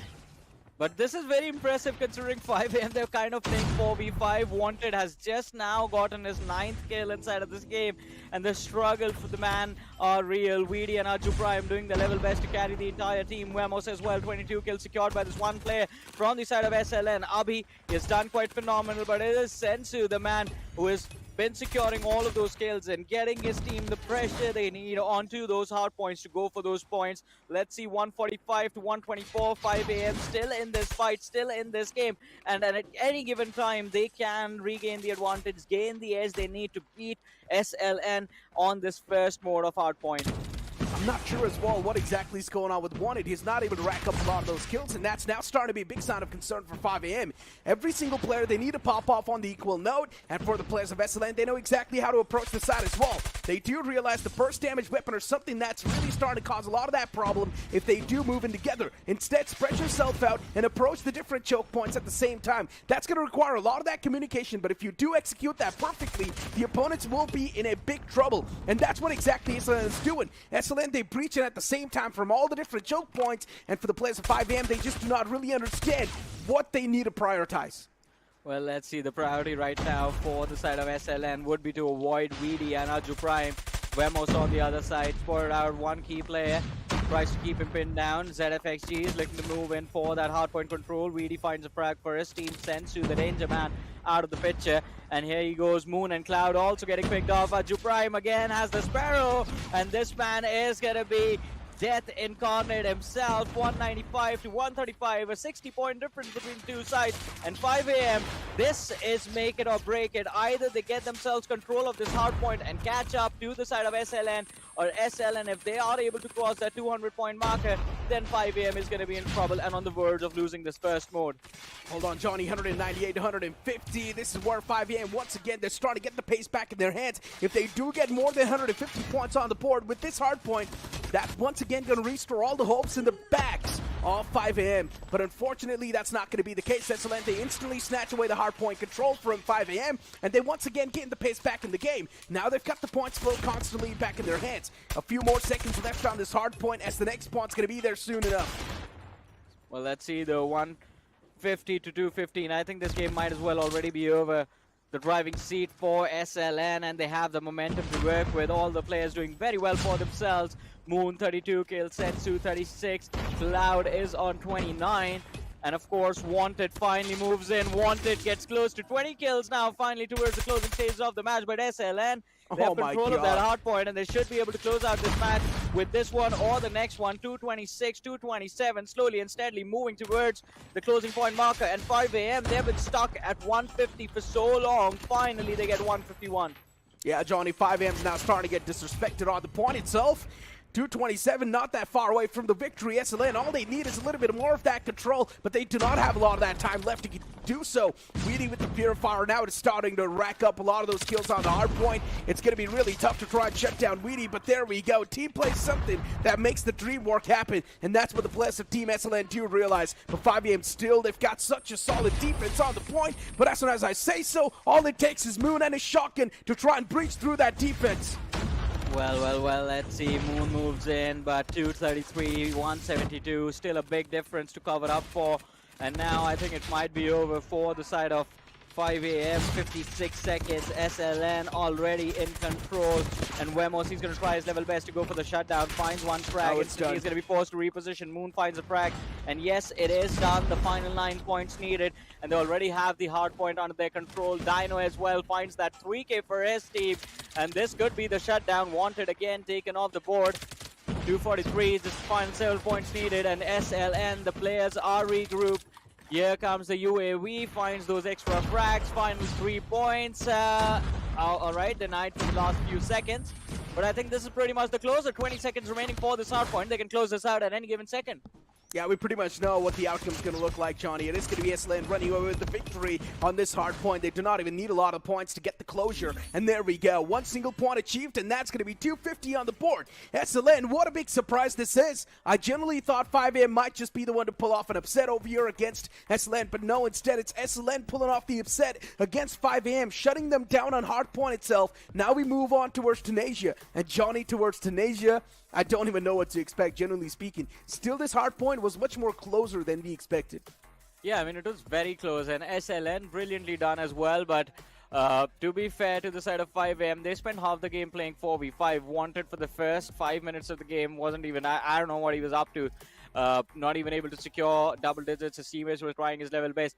Had things clicked in for 5AM from the start, had Wanted also performed, because Vemos, Aju Prime, and Weedy, they were doing so well for themselves. I think things would have been different, but then again, it took him a while to figure things out. By then, it was already too late. SLN, they had a big advantage to work with. But when we talk about Search and Destroy Tunisia, it's a very interesting map. It's going to be very intense. But SLN, they have the momentum now, so it should be very easy for them to close out the series with a quick 2-0.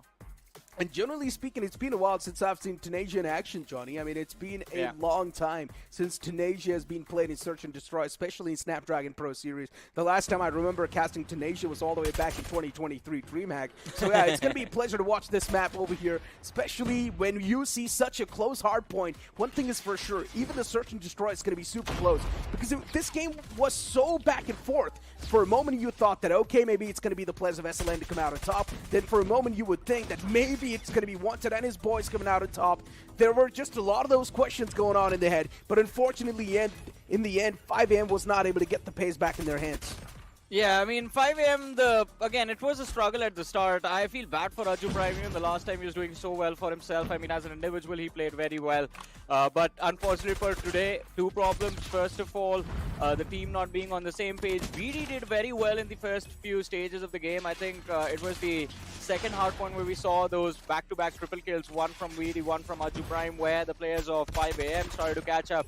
The second problem for them was Sensu. Sensu was so amazing today. Him and Moon, I think 2 players that 5AM needed to shut down, but they couldn't throughout the entirety of the match. Johnny, honestly speaking, Moon with the shotgun was nuts as well. I mean, the amount of kills he was able to get on the point, he was just sliding through on the faces of the opponents, and 1 single shot with that shotgun, that's it. That's all you need to try and get the kill in your hands. Moon was just sliding all across the hard point, that's for sure. He was able to rack up a lot of those kills as well. But let's move on towards the stats. Moon with 43 kills. He's, of course, got the most amount of kills on the board from SLN, but even Weedy from the side of 5AM was doing quite good. Yeah, but look at that. I mean, it was an impressive performance coming in from the entirety of SLN, and again, I think that is what we can hope for in the next mode itself. Hardpoint, again, the pace of the mode can be a problem for this team. Sensu, Moon, they are on fire, and they need to connect their shots, find those early frags to gain the advantage. That's the only way they win out. I think 5AM now, after this first game, they might have figured out what they need to do in order to secure that win. And again, if they stick together on that attack, you never know. Anything can happen. Again, Tunisia, it's going to be very interesting. As you mentioned, it's been a while since we've seen this map between these sides. And again, it's going to be interesting to see what actually the strategies are. And of course, for me, I think the most important thing is which side do you start on? Attack or defense? What are you comfortable with? With how SLN is playing, I think they're going to prefer to start on the attack. Yeah, probably get the early lead in their hands maybe, and then on the defense they can start things a little bit more chilled back and wait for the opponents to take the approach against them. But honestly, speaking about Weedy, man, you cannot really forget that pentakill with the Purifier. All the players of SLN were right in the front. The man pulls out the Purifier and he just starts burning them all to death. That was a crazy play. Getting the 5K in his hands, it was something that we have seen after a long time. Yeah, it's been a while, I think, but let's see. I think he's going to have to pretty much do the same if he wants to help his team walk away with a very comfortable win onto this map of Tunisia. And, of course, Search and Destroy. It's going to be booting up on our screens. Here we go. SLN, all right, as we expected, starting on the attack. 5 a.m. on the defense. And, again, a sprayer approach coming in from the side of 5 a.m. A lot of priority being given towards that A side. Look at the shotguns. Once again, the boys are holding quite the close angles. And these shotguns are definitely going to be quite deadly if you're not going to check your corners. And that's been the main problem, especially inside of the lower brackets. The players do tend to forget to check the corners, Johnny. And we've seen that happen a lot of the times yesterday as well. Look at Moon. The man's not starting to squeeze up. All he needs is a little bit of that wiggle room. as Moon finds that. That might just be the table turner the players are looking for. Locust in the hands of Weedy. Now, that's kind of weird, I'm not going to lie. Usually you see Tundra in action, but Locust, a little bit of that switch in the action. I would like to see how Weedy's going to try to play things around this time. Oh, boy, let's see. Still no duels, no.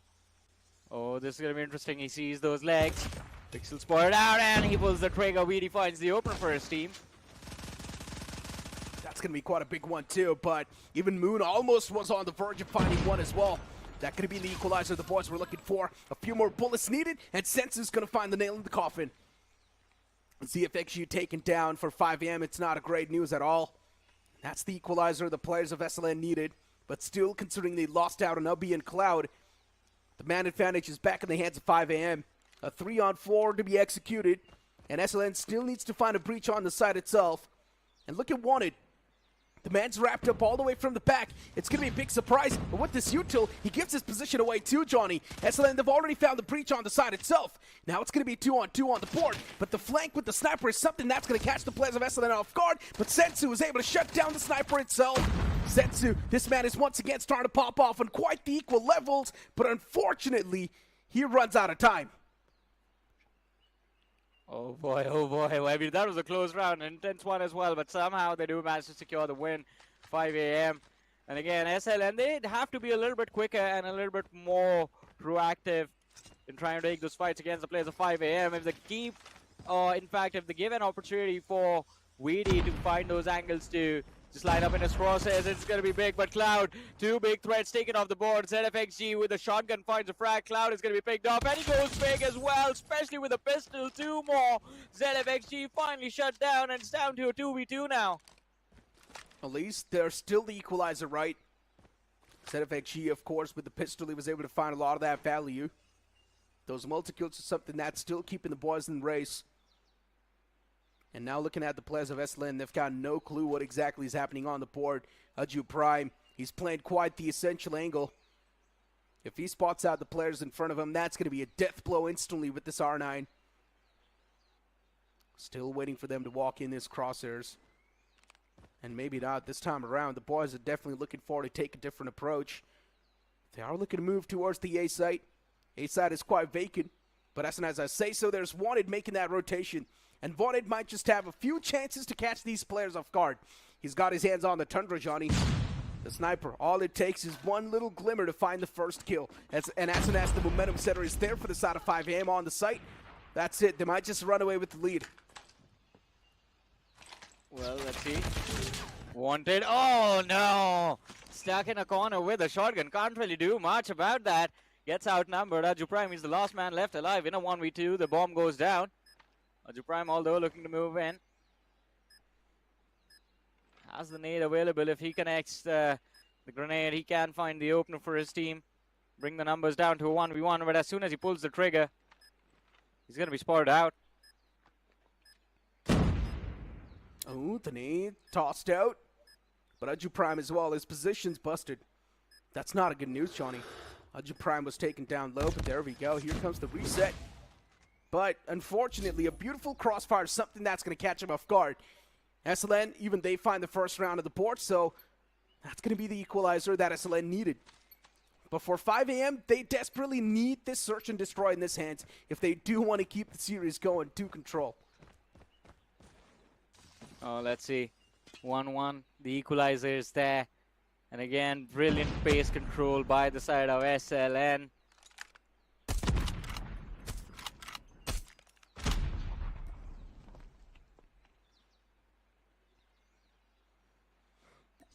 Just waiting in a corner.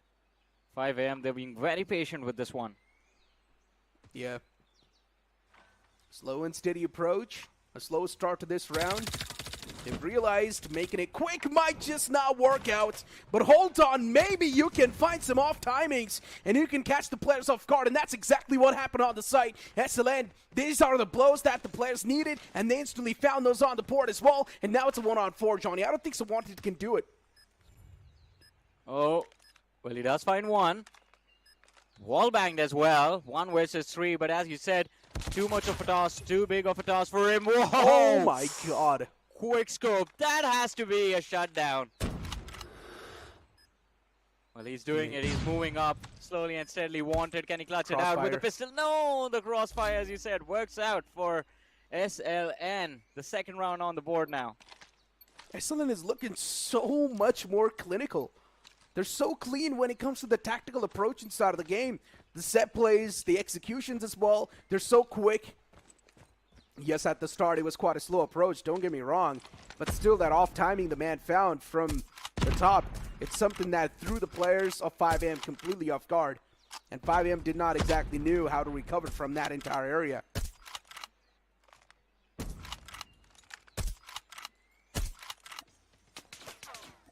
Just spamming right there, but catching absolutely nothing. And Moon, he's just slowly and steadily crawling to get his eyes on towards that A side. Wanted over on B is feeling quite lonely. No one has pressured him all this time. Oh, they pull back. Are they really looking forward to back away towards B at the last moment? Show their presence on towards A, toss in a lot of those utils, make a fake, and then maybe at the last instance make it towards B. And that was going to be the answer. The smokes are something that's really helping the funnel to the site, but that funnel is also something that's causing a lot of those issues, Johnny. SLN, they've pretty much lost out on this take, and now the last man, he needs to back away. Dino, he wants to play it a little bit more safe, but there we go. Finds the first, but Wamos, he's there to get the instant trade. Well, let's see, though. It's not going to be an easy one for sure. 2-2.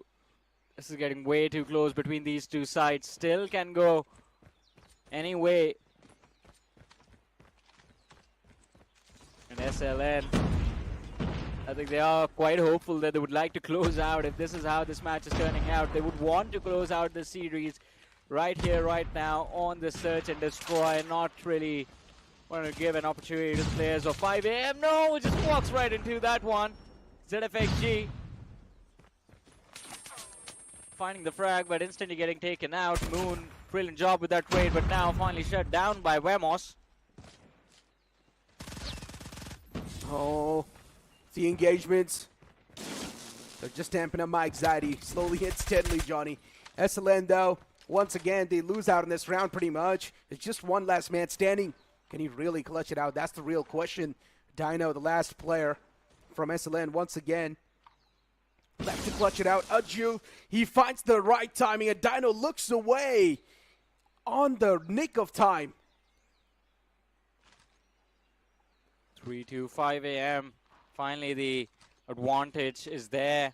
The upper hand inside of this game, and now maybe they're going to try their level best to close out this matchup, make a comeback on the overall scoreboard. Let's see if they can make it happen. It's not going to be an easy one for sure.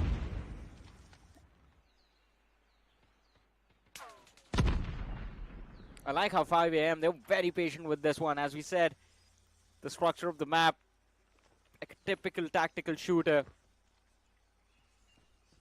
That does allow them the opportunity to play as slow as possible, but Weedy this time shut down. ZFXG, in this game in particular, in Search and Destroy, he's done so well for his team. He indeed has, and wants it once again with the flank, with the wraparound. A quick two-piece on the board, wanted. He's definitely going to have the evil smirk on the face because he's the one to turn the tables now, turn the tide in his team's favor. But maybe still, Dino can do something. Dino is usually the last man standing, and once again he is. For the past couple of rounds, Dino is the only player standing late. Oh boy, this is getting very intense now. Of course, look at this. 4-2-2. SLN now pushed on defense, 5 AM on the attack. They never went towards the B side, the players of SLN, not even once, every single time trying to pressure towards A. I think that was the one mistake that they made, but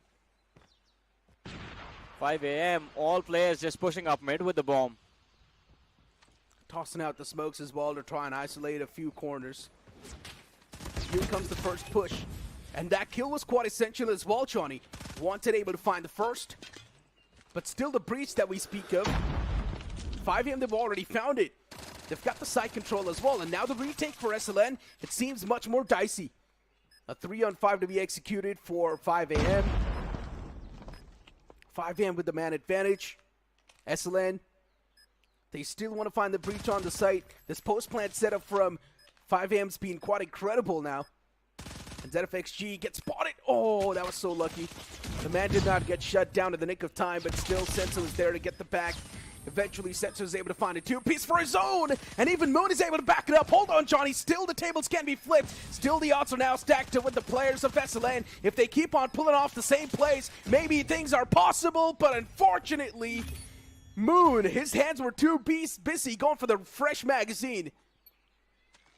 Runs out of ammo at the worst possible time. I think all of us can relate to that. Happens to everyone, man. But again, it was a tough situation. The 1v2, close to impossible task, especially with the players moving in for the pinch.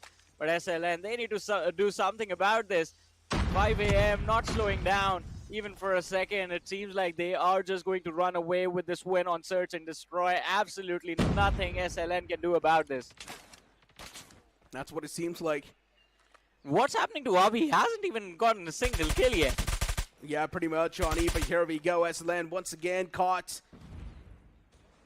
They're showcasing their backs quite in the open, and that's where the players of 5 AM are now starting to get the advantage.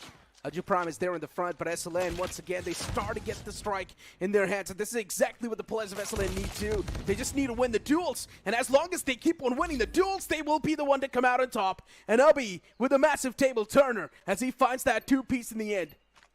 Finally, 2 kills on the board, and both of them from that previous round. But this is what needs to happen. Everyone from SLN needs to find the frags, needs to land their shots. That's how they will be able to walk away with a win, or maybe just get themselves close to an equalizer right now. But 5 AM, look at that utility lob. They have those lineups, man. The lineups are coming through. Damage dished out onto the players as Moon drops low. Players are hiding in the corner. We know the slide play about to come in at any given time. Locust in the hands of Weedy. And he's now holding the deep angle all the way back towards the spawn. SLN on the defense, at least they're able to find some sort of success. Or maybe you can't say more success compared to their attacking side. On the whole, they've been better. Prime still looking to catch a few players off guard, but look at SLN. They're looking so disciplined, and what a knock that was. Cloud with the first shot off that sniper, shutting down and finding the opener for his team, and that's where the entire cookie crumbles. It's a domino effect. As the first kill was found, now the players of 5 AM, they're starting to make a lot of those mistakes. As they walk on towards the site, it's going to be the players of SLN just welcoming them with open arms. Yeah, the defense from the side of SLN also looking pretty solid right now. 4-5, just 1 round away from getting themselves the equalizer. But let's see how things are going to turn out now. At any given time, 5 AM, things click and they make a comeback. They secure the win on the Search and Destroy. finally, instead of going A, they move towards the B side, and the read from SLN is perfect, actually. Look at that, 3 defenders towards B, 2 towards A, but it could be too much pressure. The players, Senu, they need to be careful. The players of 5 AM, they start to move in. Side control has been gained by them, but they push further. The bomb is going to be planted, and SLN, they are down, playing 4v5 already. Bomb gets planted. And 5 AM, this is a really good thing. The post-plan setup is something 5 AM they're able to play with quite well. But here's the problem for SLN. If they do lose out in this round, it's not a great news. This is pretty much going to be the match point for 5 AM. SLN needs to do something. There we go. The first light comes into play. But unfortunately for SLN, the team plays something that was lacking. But as soon as I say so, Sensu was able to find a 2-piece. But eventually, even he gets shut down. 6 rounds on the board for 5 AM. And with that, they also get the match point. All they need is one more round to move on to control. One more round needed, as you mentioned, to move on to, and in fact, take this series towards that decider, towards control. Let's see SLN. You never know. They get themselves the equalizer. We are going to head towards overtime after that. Oh no, though, Aju Prime finding Gubby. That's going to be the first opener that they need, and I think 5 AM might just close this. They might. Still, it's a big might. Even the bomb's planted. Once again, the same thing happens, 5-3. And SLN, they've never been able to win any sort of retake scenarios. And maybe this time around as well, it's going to be the same thing happening. SLN, they're probably going to choke this up as expected. And Aju Prime and Vamos, there we go. The twos, they're being found, and Dino is once again going to be the last man standing, and I don't think so Dino stands a chance. He does find the first against Vamos, but he gets wrapped up in a sheet eventually. And yes, ladies and gentlemen, we are moving towards control. Yeah, finally, I mean, what we expected. That is how things turned out. 5 AM, impressive comeback finally at the end of the day. But again, as we were talking about it, all players clicking together, that's the only way they could have taken on the side of SLN, unlike the first game of the day. And finally, this time, Wanted also stepping up. Luckily for them, from how things happened for 5 AM on Hardpoint, as Wanted was shut down, this time it was Abhi from the side of SLN. I mean, started the game with 0 frags, second last round gets 2, and in the last round, I think by the end of the series, he had just like 3 kills. So again, all 5 players need to be on board. All of them need to connect their shots. All of them need to be able to get that firepower to the max. That's the only way these two teams will be able to find a decider between themselves. Now imagine, Johnny, Control's going to be so close, considering Search and Destroy was really close as well. Control, I'm expecting it to go even more closer. Maybe just a few respawns separating each other. If these teams do want, they can't play for the objective as well. Because we've seen one of those games happen in the past as well, where teams were playing for the objective. Well, yeah. I would say 5 AM, they were a little bit more objective focused this time. SLN, I don't know what they were up to. I think from the first half itself, as we mentioned, that constantly heading towards that A side, didn't even try to approach B even once. That was a little bit confusing, made things extremely easy and predictable for 5 AM. And 5 AM a little bit more tactical, because you see their approach towards this game, towards this mode. The first round they went mid, the next round they try to push for B directly. Then an A push comes in once they were shut down towards B. So again, a lot of variation coming in from the set of 5 AM, because of which they were able to close out the series. Not the series, but this mode, Search and Destroy. Yeah, I mean, even Sensu was trying his best from SLN in the end to try and get something done. And Dino, for some reason, he was the man who was always alive in the end.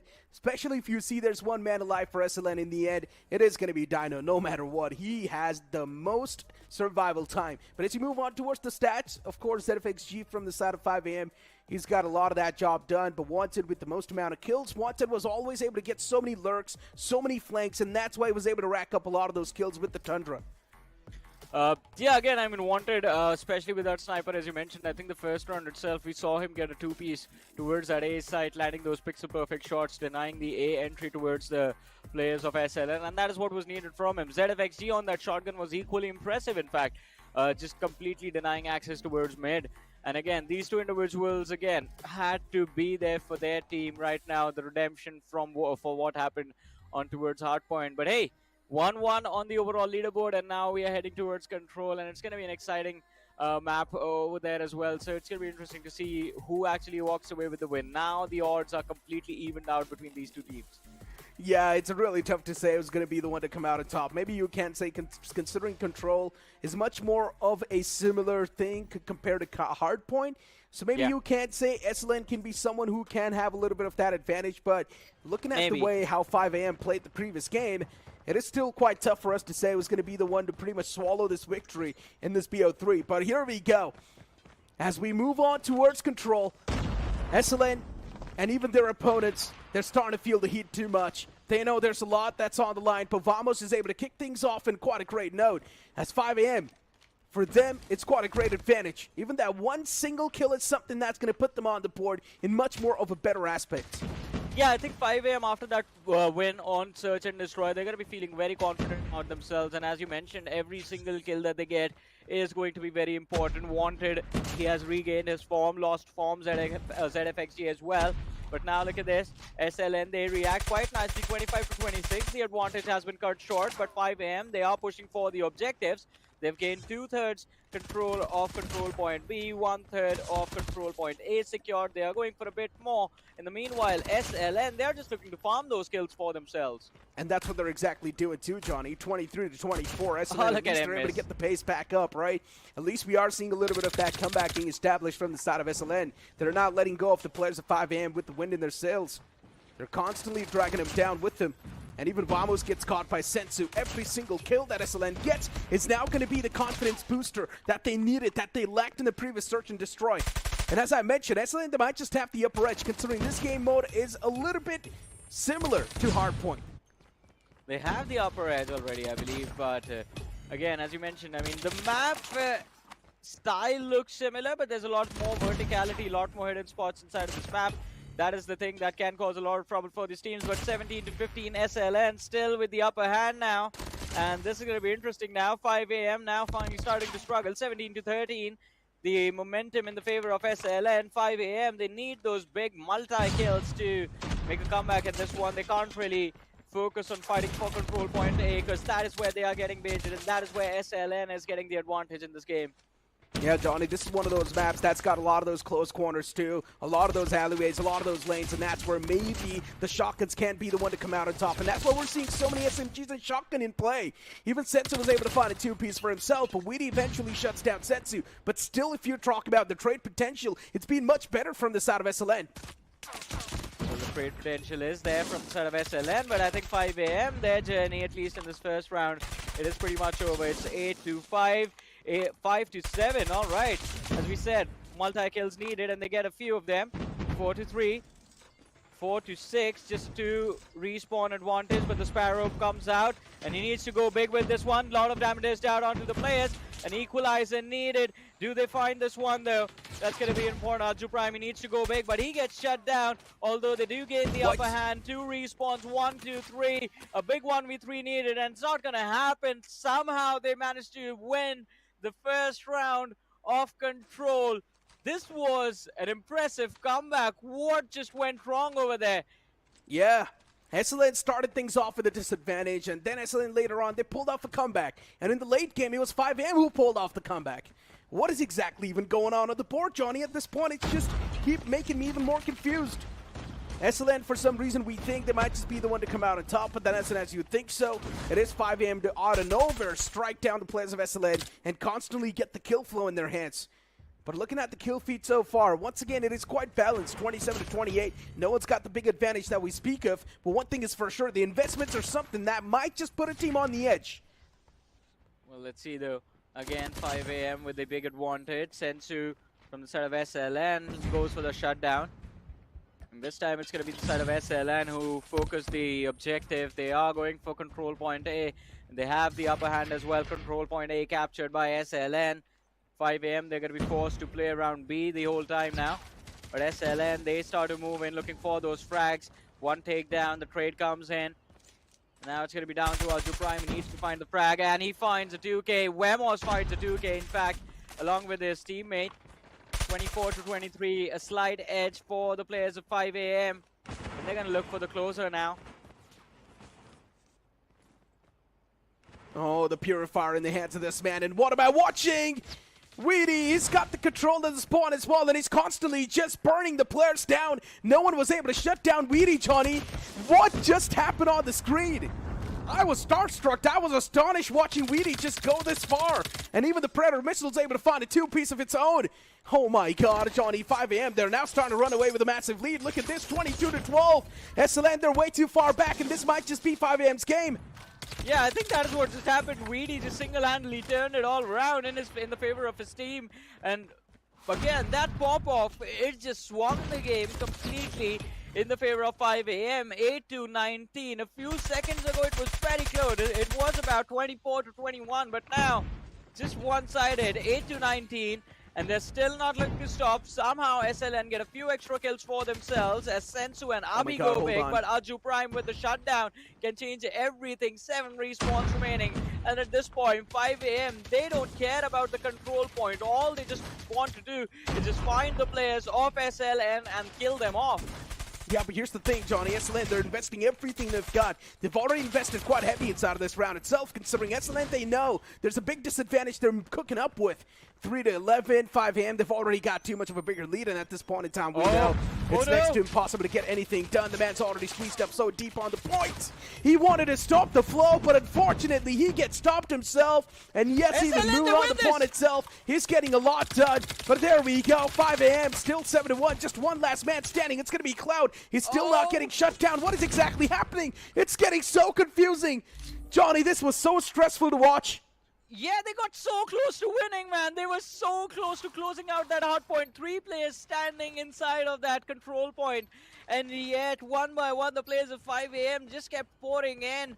A single mistake, and SLN, they could have tied up the scoreboard over there. Because it was literally just 1 second required for them to capture that point B as well. And not forget, they had point 1A captured for themselves. 5 AM barely avoiding a very nasty loss. But again, I think SLN too far back into this mode right now. 5 AM still in the driving seat, 26-30, not a single player lost yet. Now, this is what you call an intense matchup, right, Johnny? This is neck and neck.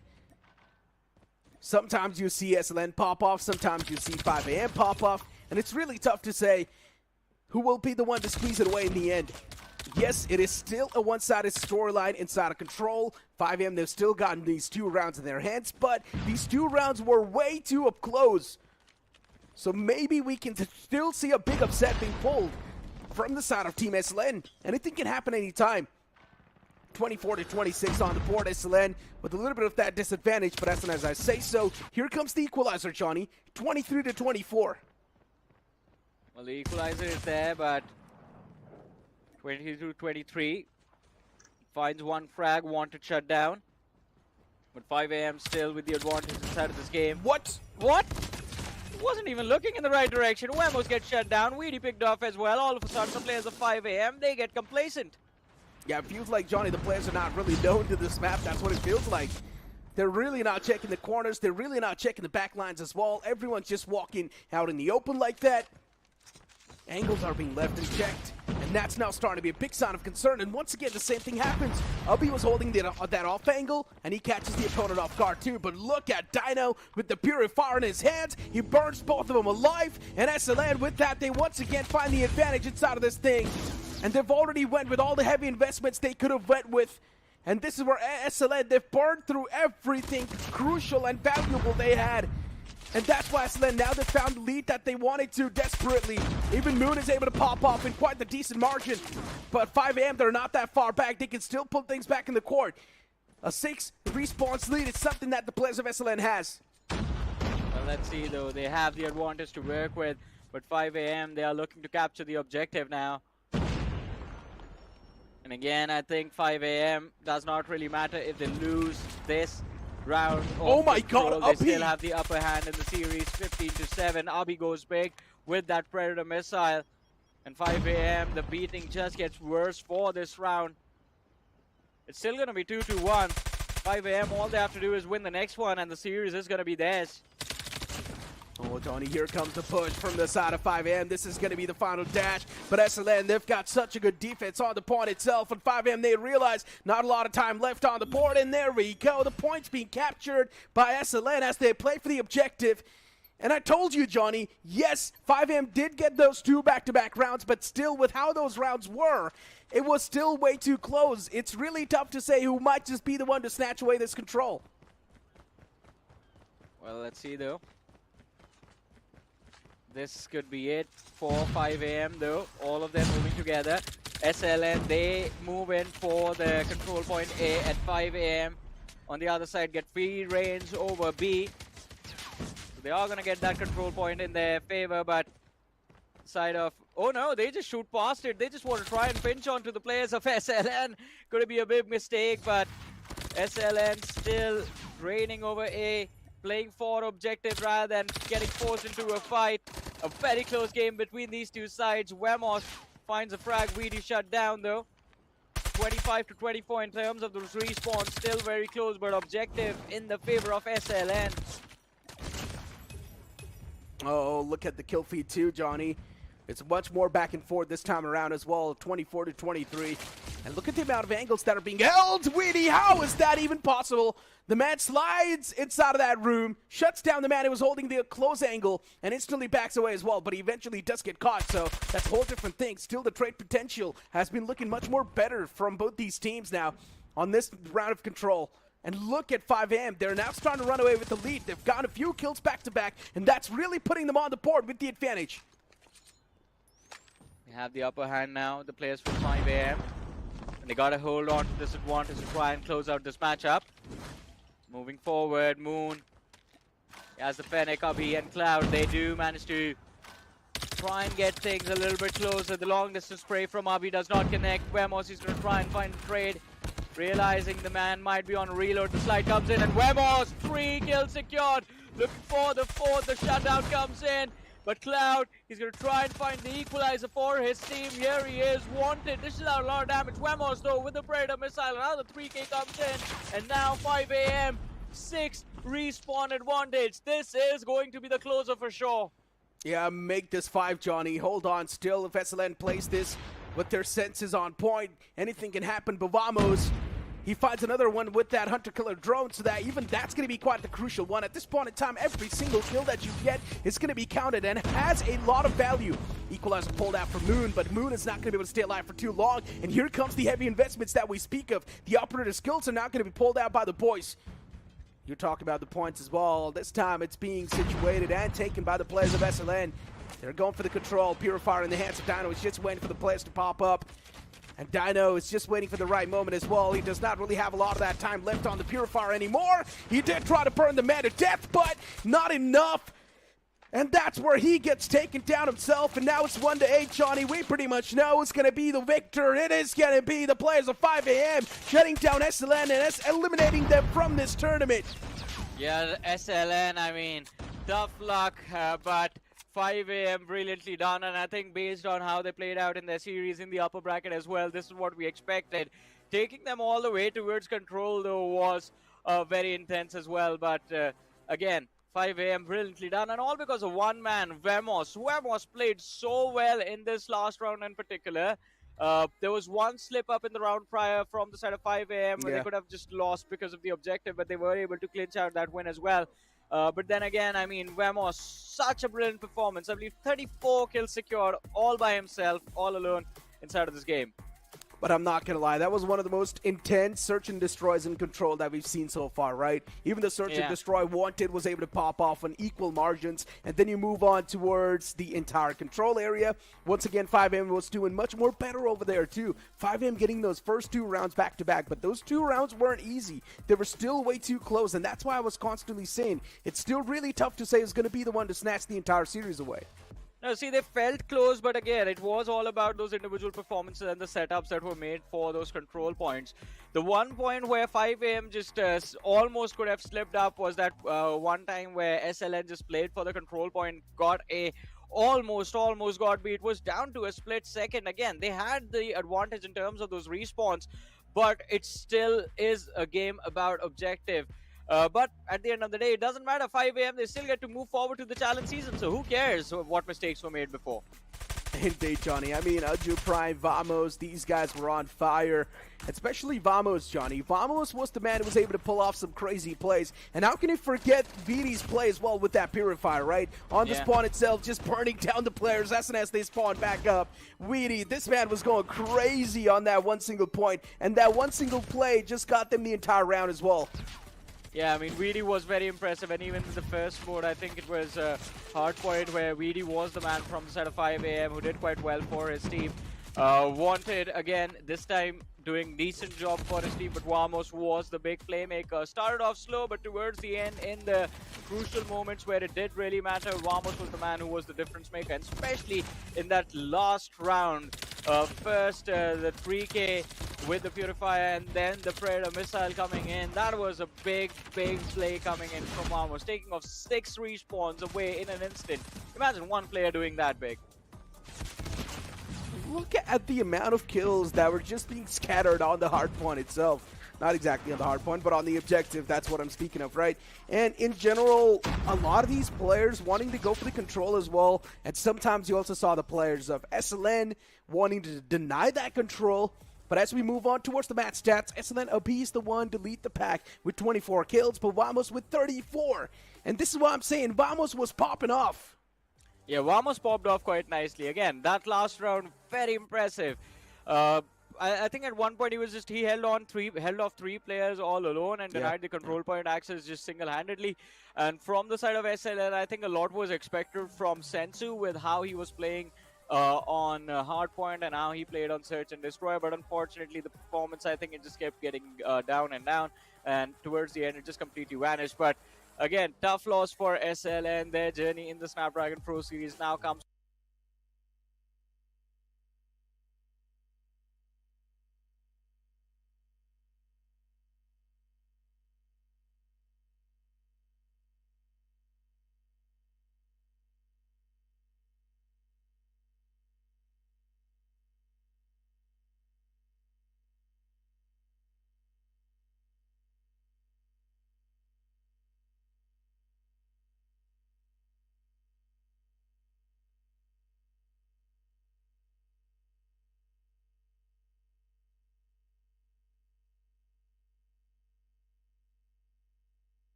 BT, well, they're going to be up for a big bang.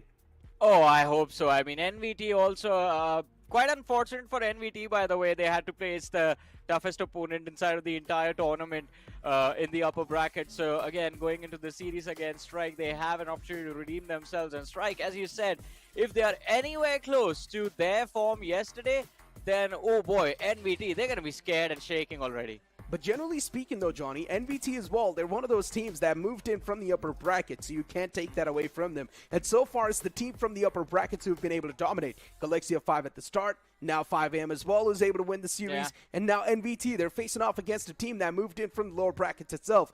And let's be honest, right, nothing taken away from Team Fate, but with the way Team Fate was playing yesterday, they were completely lost. They did not know what they wanted inside of the game. Yeah, that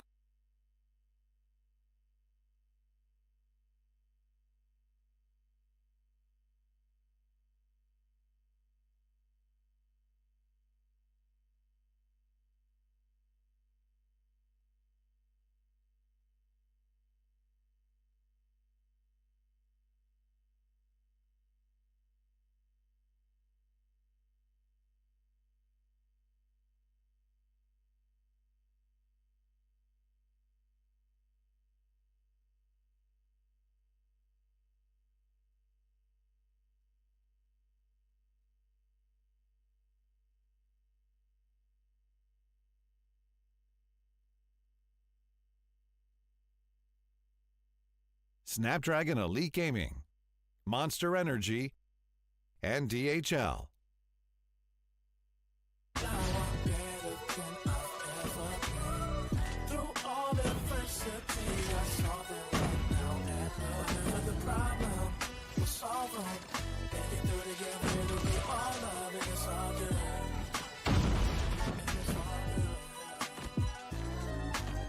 Feel like I'm the big dog Been killing it since tip off. Come with it and stay home, the people gon' feel ripped off. It's only major leaguers in the office. If you give it half of an F around the rest of us, you'll make it awkward. I'm about that action, not the one you talk with. You better hope I'm not the one your coach gon' have you out here really guarded. It took a lot for me to get here, but I have arrived. I really made it, and the haters be looking surprised. Been down before, but now I'm better than I've ever been. Through all adversity, I saw them right now at the river. The problem, we'll solve them. Make it through together, it'll be all love, and it's all good. Yeah. Okay. They say pressure makes diamonds. That's what I align with, cause the journey I be climbing is riddled with perfect timing. I'm in a different mode when I be trying to get it. To even get a chance to compete is a form of winning. I mean, what's the point of playing if we ain't striving for greatness? I feel a sense of pride with every play that I'm making. To the top of the world when I came from the basement. Boy, I'm the one and not the two, so don't get it mistaken.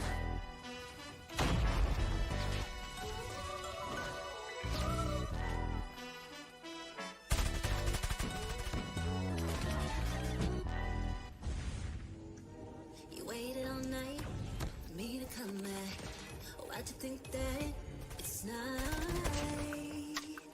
Told you that I'm not that type. Didn't mean to get you so excited. Tried to tell you not to fall in love. Why you always hit me uninvited? Just hoping you would get the picture. I've had enough. Now it's time for me to turn around. Thought you knew what this was. Yeah, I am a superstar. You were never the one for me. Never should have felt for me. Take back your heart. Why don't you take it back? You never had a chance. I'm gonna take back one heart. Savage love, just till I had enough of us. I'm good, babe, I'm on my own. It's in your face, just let me go. Told you that I'm not that type. Don't wanna waste it right. Begging for one more chance, yeah. Know you got carried away, ooh, you made me to say. Even this one greatness, space to stay in your place. I was stuck in a place, then you got in the way. All the love that we made, got me stuck in the rain. Got no time to stay here and say goodbye. Yeah, I am superstar. You were never the one for me. Never should have felt for me. Take back your heart. Why don't you take it back? You never had a chance. I'm gonna take back one heart. Call it a savage love, just till I had enough of us.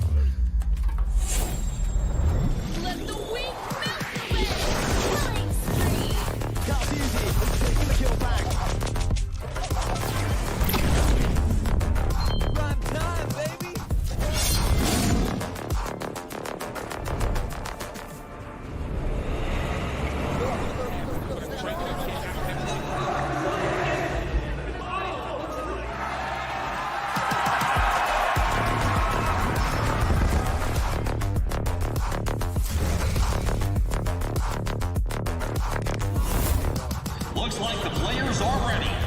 Here we go!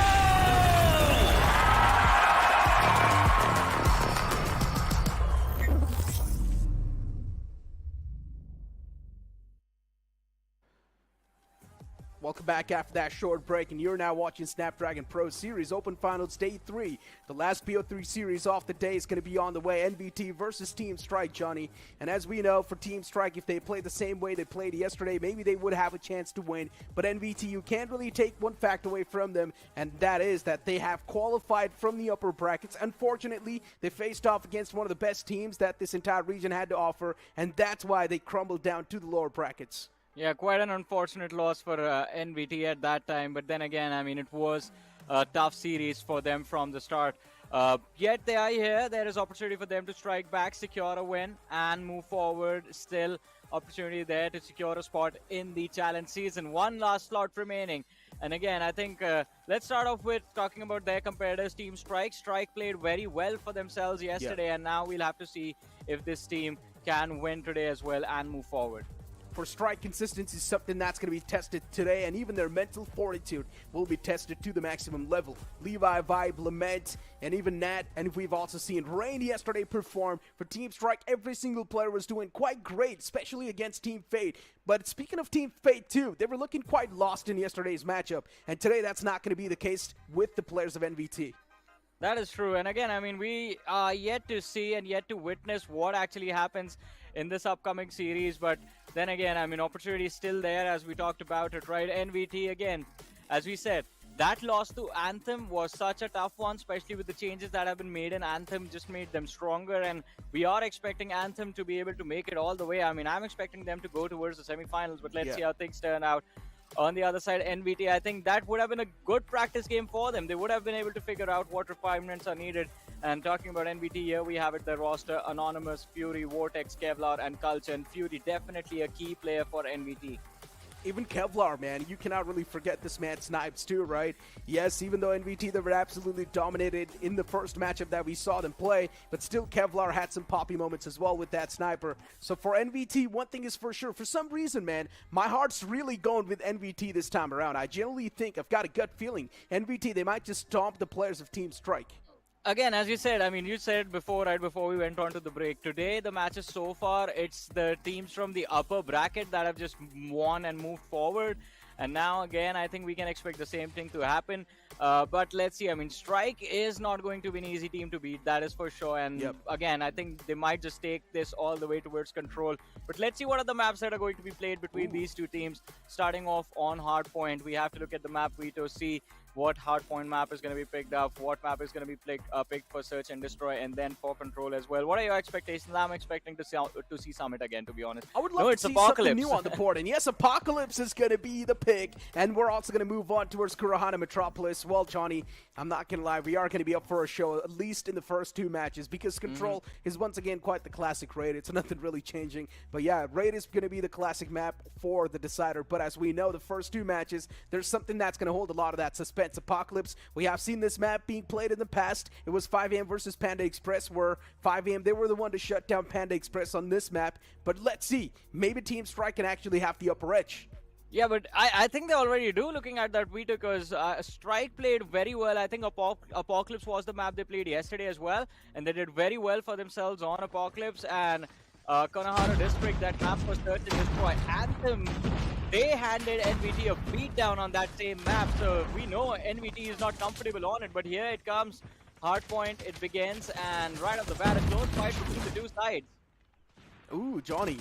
Fury and Vortex popping in tandem, that's a great thing. But still, NVT is now starting to run away with this lead, and this is not looking too great for the side of Team Strike. But even Team Strike, they're trying their best to get something done. Oh, big riff from the side of Rainy. We whipped so many shots, Johnny. That could have been an easy kill too, but now that's going to sting the players of Team Strike for a bit longer. Even Vortex is back inside of the race as he shuts down Lament and Rain himself. And look at the kill feed too. Vortex, this man is popping off with a little bit of that backup from his teammate NVT. Once again, they regain the control on the hard point. Well, let's see, 19-9 Strike. They are still in this fight. Levi, he needs to go big. Lament this time doing wonders, but Wipe still on 0 kills. This man needs to pop off or at least start putting in a little bit of pressure. But Strike, they do get the equalizer. Still, the counter runs out, and NVT, they are a little bit quicker with the rotation towards the next hard point. They indeed are. NVT, they've already got the rotations down. They're already on top of that hard point. And Vortex is once again popping off. The main playmaker for this entire team has been Vortex. But even Vibe from the side of Strike can actually pull off some miraculous plays as well. So you can't really rule them out just yet. For Team Strike, they haven't really been able to find that groove on the point. But all it takes is that a few kills. And maybe that's going to give them back the momentum, the wind of the sails that the players have been missing so far. But as soon as you say so, Team Strike, once again, they get the hard point control back in their hands. But NVT, they're here to regain back the control in their hands. Well, let's see. NVT, they're not making it easy, but Strike still with the advantage in this matchup, 41-32. They have the lead to work with, and Strike doing really well for themselves so far into this match. But how far can they take? They're still in the driving seat. They have control of the hard point, not really letting go of it. And again, as soon as NVT move and Strike, they shut them down, not even giving them a second to breathe inside of that hard point. Oh, Vortex once again is there, shutting down Nat. And this is where for Team Strike, they're once again starting to run away with the lead. Johnny, Team Strike is actually doing really good. NVT, it's a big-time struggle for them. I'm not exactly sure what's going on with NVT, but with the way they started off, I generally thought NVT, they might just run away with the lead, but now NVT is starting to choke the firefights, and that's where Team Strike is getting the upper edge. Let's see, 62, Strike, almost hitting the double point. And Anonymous, what was that angle? Brilliantly done, finds the multi-kill, but Vibe as well, stepping in, shuts down the players of NVT before they can accomplish anything. NVT stuck on 35 points for a long time, and Strike doing a brilliant job just striking them down as soon as the players are spotted out. Lament goes for a reload on that Fennec, still struggling to find that kill, and finally gets the shutdown over there. Oh no, Johnny. Team Strike 79-36. Now NVT is stuck big time on that scoreline. And Team Strike, for some reason, they're constantly able to find the strikes as well. But here comes the War Machine from Fury. Maybe that's going to be something that can spring them back to life. But is that really going to come through? That's the real question. Apocalypse is something that's been dominated by Team Strike. And once again, the same thing happens. Even Kevlar is able to cultivate a lot of those frags for himself. NVT, slowly and steadily, maybe looking for to regain the pace back inside the game. But as soon as we say so, it's Team Strike once again constantly hitting the players back. And the next hard point's now going to pop up. Well, let's see though, the next hard point. It is there, still fighting for the early control. Let's see who gets it. Still the teams fighting in contention. Oh my God, and again, it's going to be Strike who get there first. Lament shutting down Fury with that equalizer. And now it's going to be the Fennec in the hands of Nat. But he doesn't even pull the trigger, gets taken out. And it is still, although even after that small little error in judgment, the players of Strike who are doing a very nice job controlling this entire game. NVT just stuck on 41 points, and Strike, they are not stopping, not slowing down.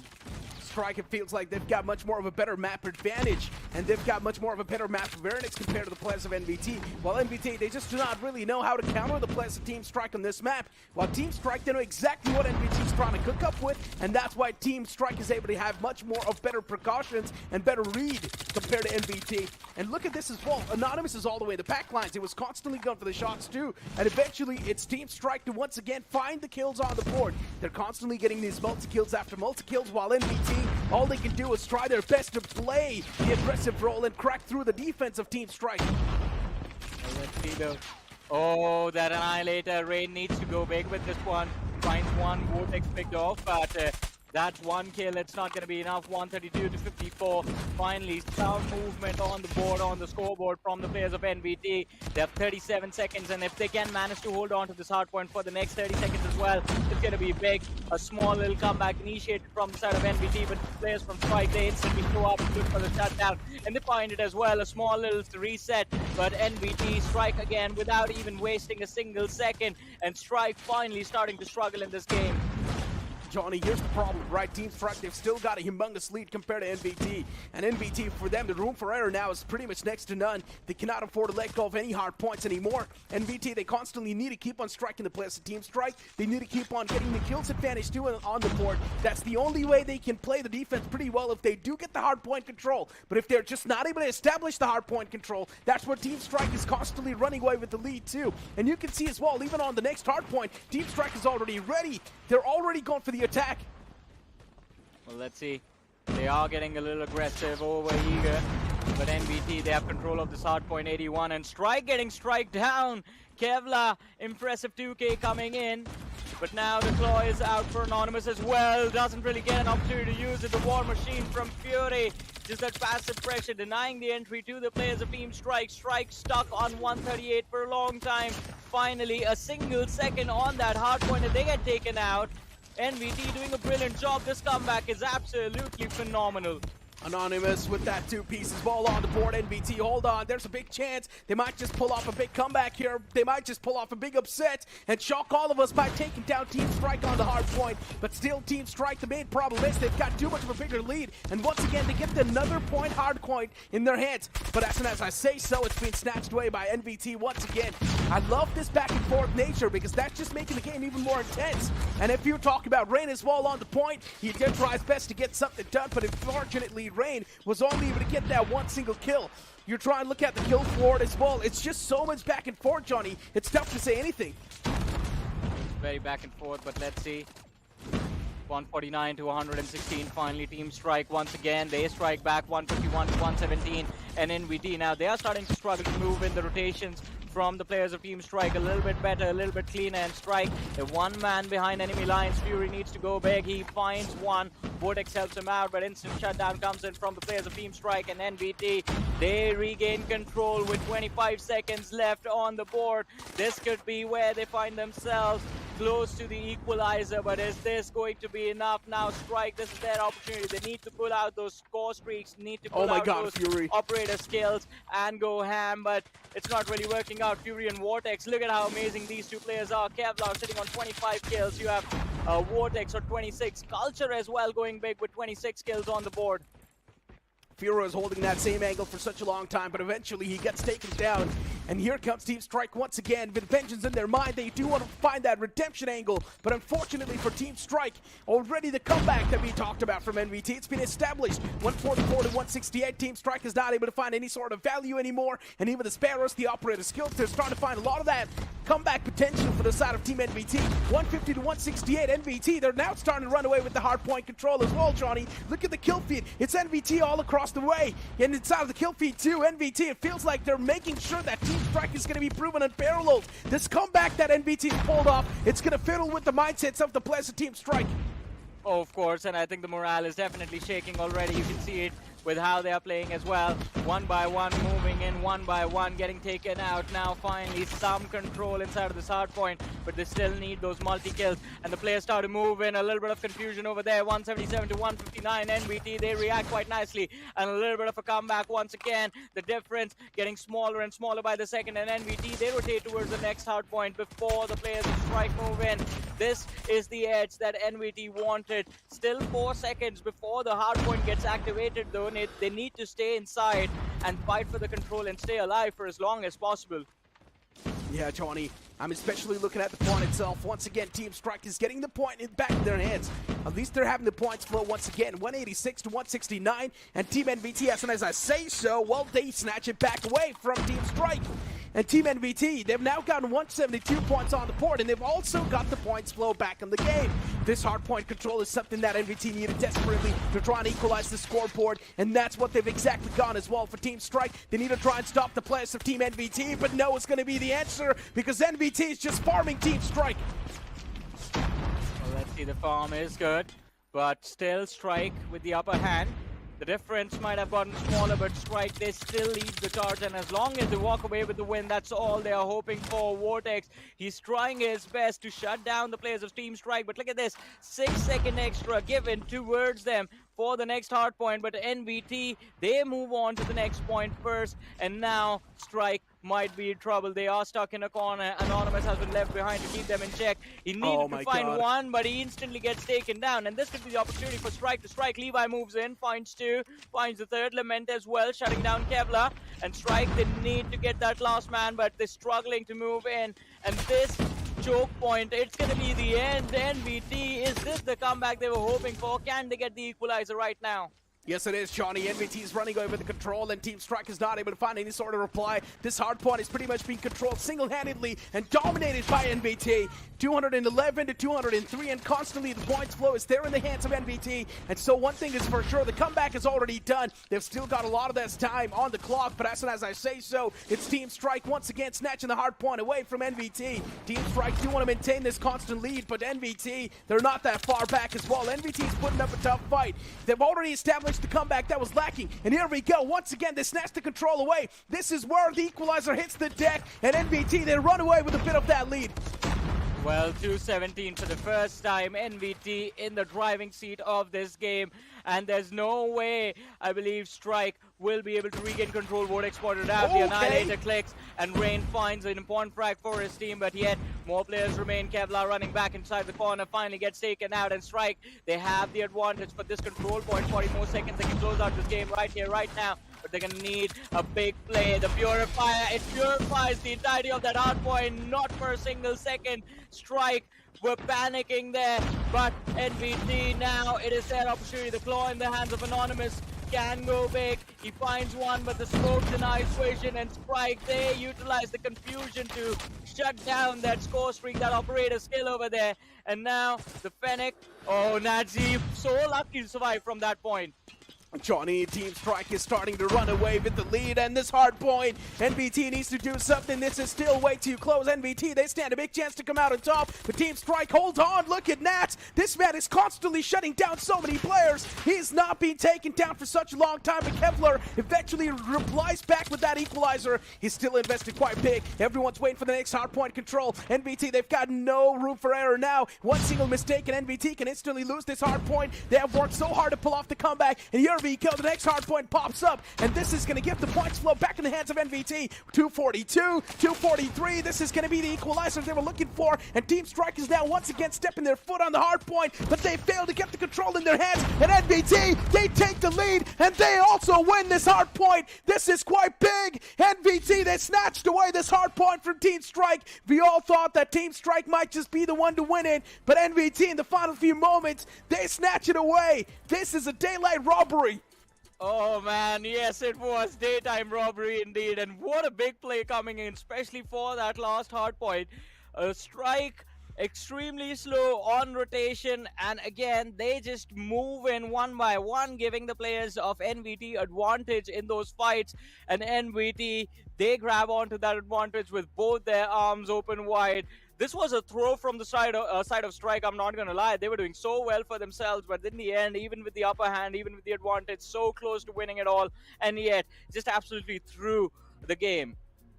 Yeah, I mean, in the final few moments, everyone was investing everything that they had. We also saw those operators being pulled out. We also saw the claw being utilized, Annihilator being used. Even the equalizer was able to find a lot of that value, but unfortunately, what the players did not realize is that that hard point is not going to be the main closure. There was another hard point that popped up later on, and that's where the players just got the big advantage. Unfortunately for Team Strike, they were able to breach through a little bit, but as soon as they started to breach through, the defense was instantly tightened up by the foes.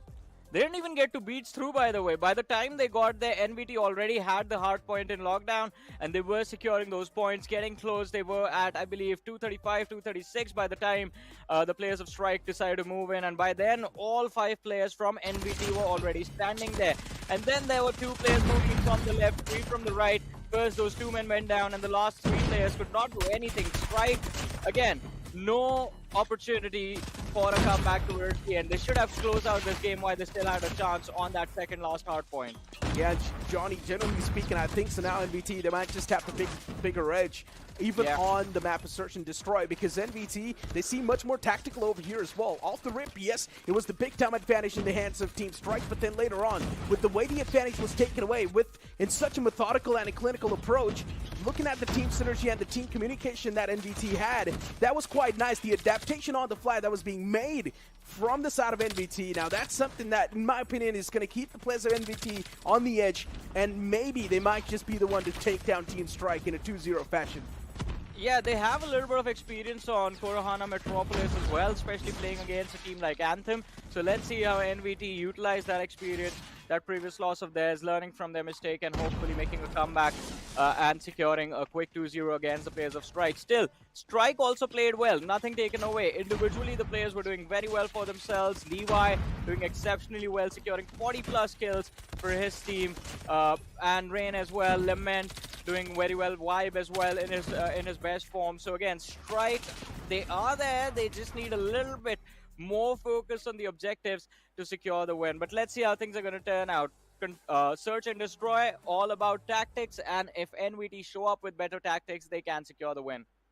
Indeed, Johnny. I mean, NVT, once again, you can look at the scoreboard too. 41 kills from Culture, 43 from Vortex as well. Then you've also got Kevlar with 39. And in general, once again, every single player had more than 30 kills. So that's quite a great feat to be achieved. And you move on towards Team Strike as well. Levi was at the top with 45 kills too. So even for Team Strike, once again, the usual suspects, they're starting to perform. But vibes yesterday, the vibes that we saw against Team Fate, still that vibes is missing.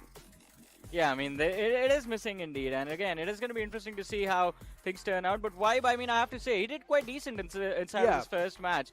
30+ kills for him as well, I believe. And again, it is going to be interesting to see on Search and Destroy, though you can't really rely on getting all of those skills in very quickly. You have to be on point.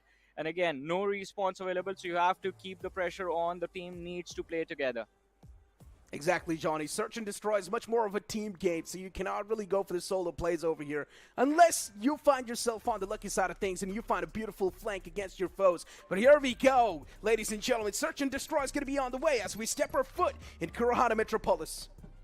Let's see. We have NVT on defense, Strike on attack. And this time the players of Strike, all of them moving in together. The usual dump is going to be there, but they are catching no one off guard. And this LW3 in the hands of Kevlar. If he goes big, the last time as well, he was finding those first frags. This time he gets one, gets taken out instantly. Culture finds the trade though, and all of a sudden Strike on the wrong end of this stick. Rain, he's the last man surviving in a 1v4, so this round it's pretty much a cleanup from NVT. Yeah, I'm telling you, Johnny, NVT, the only time they could have been defeated was that hard point.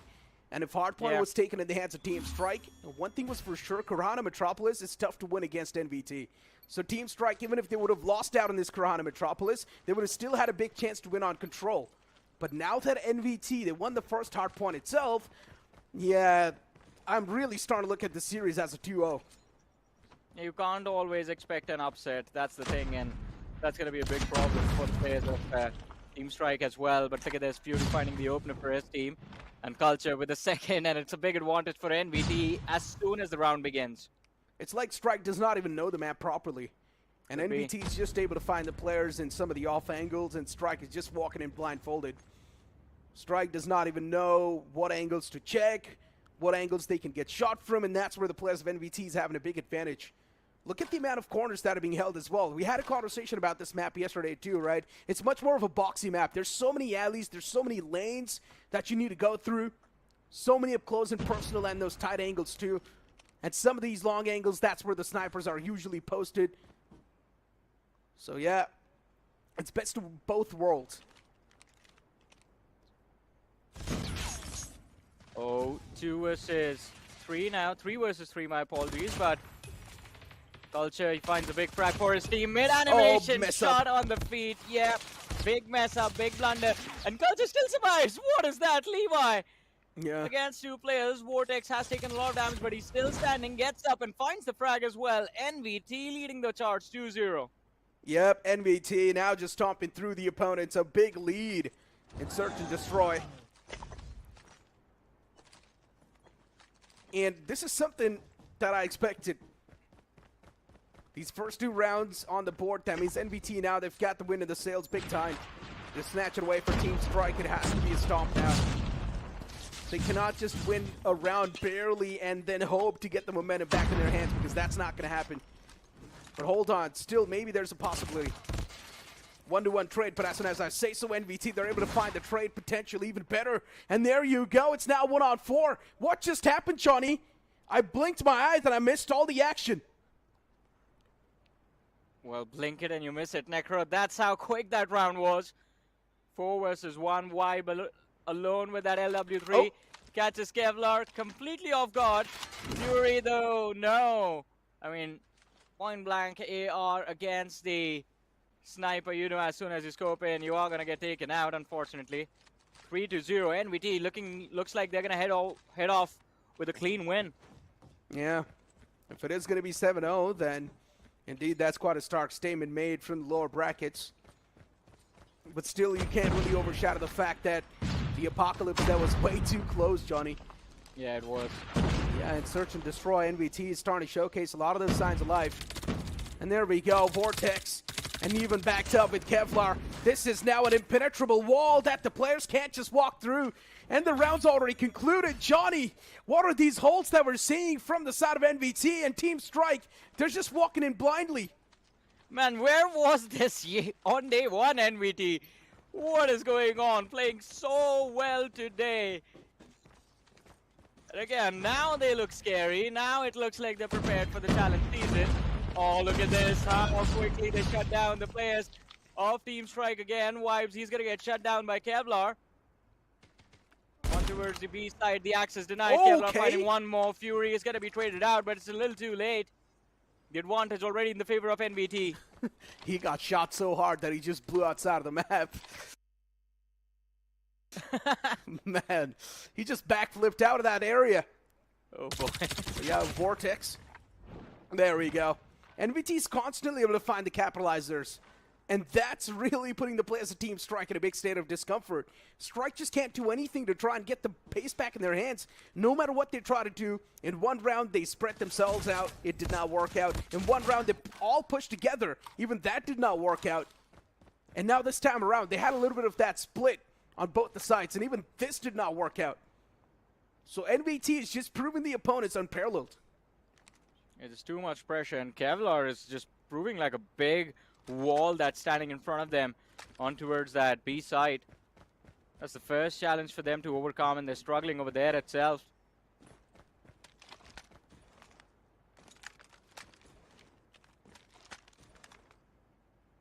Not really how we thought this was going to go down. 30 seconds, After Johnny. how... Yeah, I don't think it's going to matter. Might get the plant in, but from there, can't really hope to do much. Finds a big kill onto Kevlar. That's a danger man out of the picture. Yeah, but at least with that, the man's position's also neutralized now. Yeah. Here comes the plant from Rain. He's going to have a smooth plant as well. No issues over there. And NVT, yeah, there we go. This is going to be the sealer. I don't think Rain stands a chance anymore. He slides straight into the opponent's crosshairs, but what? Hold on! In a 1-on-2 where it felt like NVT had the big advantage, but they still mess up big time. For some reason, NVT was lost in that entire clutch scenario. What just happened to NVT? You jinxed it, man. You jinxed it. It was a 1v3 situation, brought it down to a 1v2, and then you just said it before it happened. Because technically, both the players are moving in from that same direction. And with the sniper in the man's hand, I didn't think that he's going to be able to isolate the duels that well. I thought at least the trades can't be quick enough, but no. They separated. They choked. They separated. That's the thing. They didn't move in together. They got separated. One man went left, one man went right. And he just used the site itself to isolate both of those fights. And again, I think, the switch of the weapon picking that Fennec up was big as well. Oh, at least they have something on the board now, Strike. There we go, Johnny. Finally, the engagement happens, and now Strike, it feels like they finally gained the confidence that they had lost for a long time. But if NVT keep on winning the trades in their way, then that's a big problem. Strike, they've already got the bomb planted on the A site. And now NVT to find that breach. This might just be tough, but not if Culture keeps on finding kills like that. And even backed up with Anonymous. If Anonymous is able to take down the man who was there holding him off for a long time, then maybe things can be much more in their favor. But NVT, here comes the proper strike from them. And even Kevlar's going to find the final nail in the coffin. There we go. NVT, they did give a little bit of that glimmer of hope to the opponents, but then after that, they snatch it away once again. 5-1. They have a big lead to work with, but the sides being switched. Now NVT on attack. They were so comfortable on defense. If Kevlar can do what he was doing in first round and Culture as well, then NVT, this series is pretty much sealed already.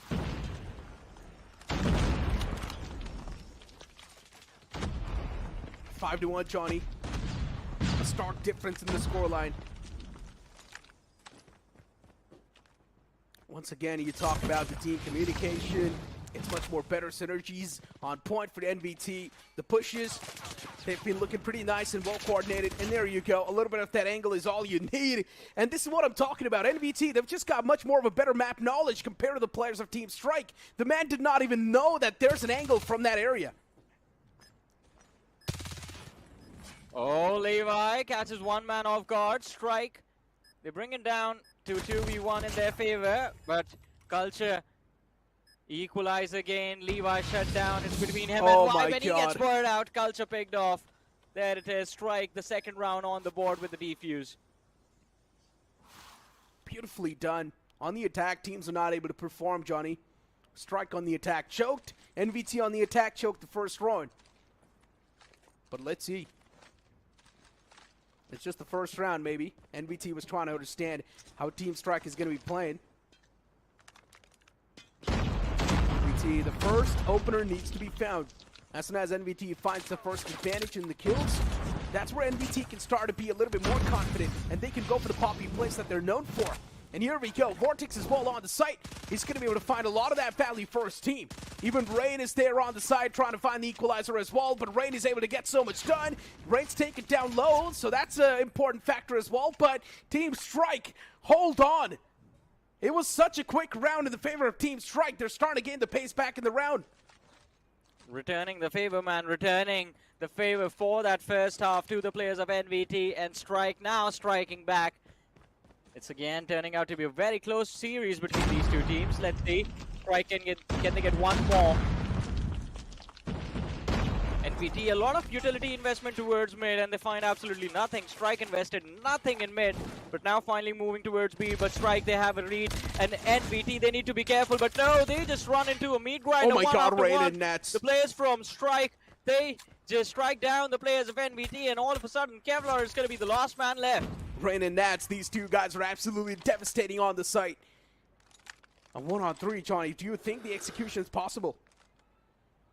No, I don't think so. Yeah, it's too much to ask for. Levi's prone down. Is not going to be expected there. And there we go. The man with the off angle in an unexpected angle just catches the player off guard. Yeah, the round of the board.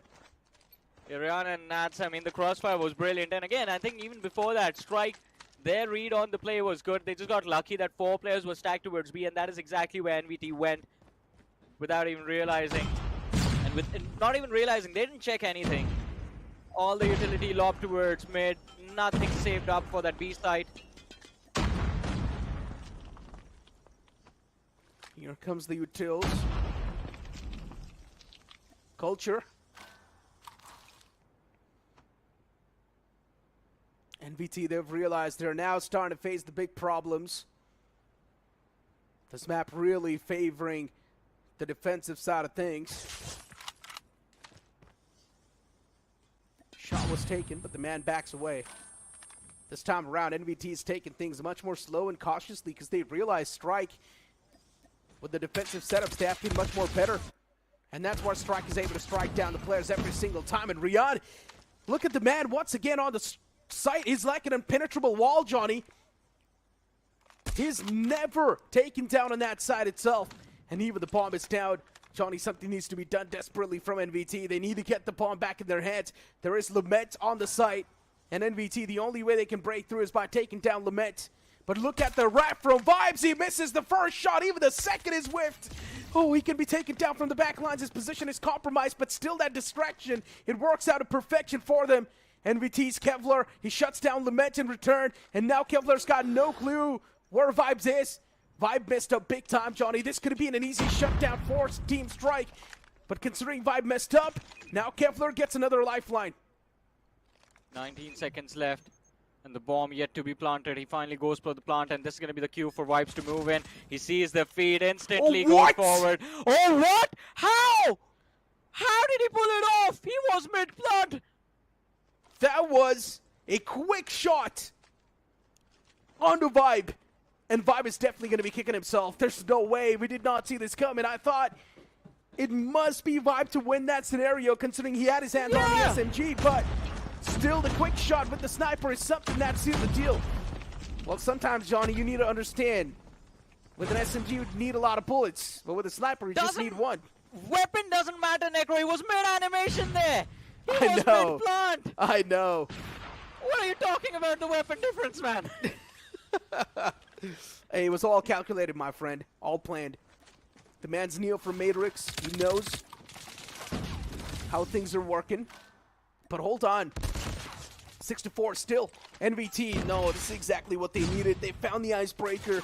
NVT, they've also got the man advantage too inside of the round. Now it's taken down to a 2-on-3.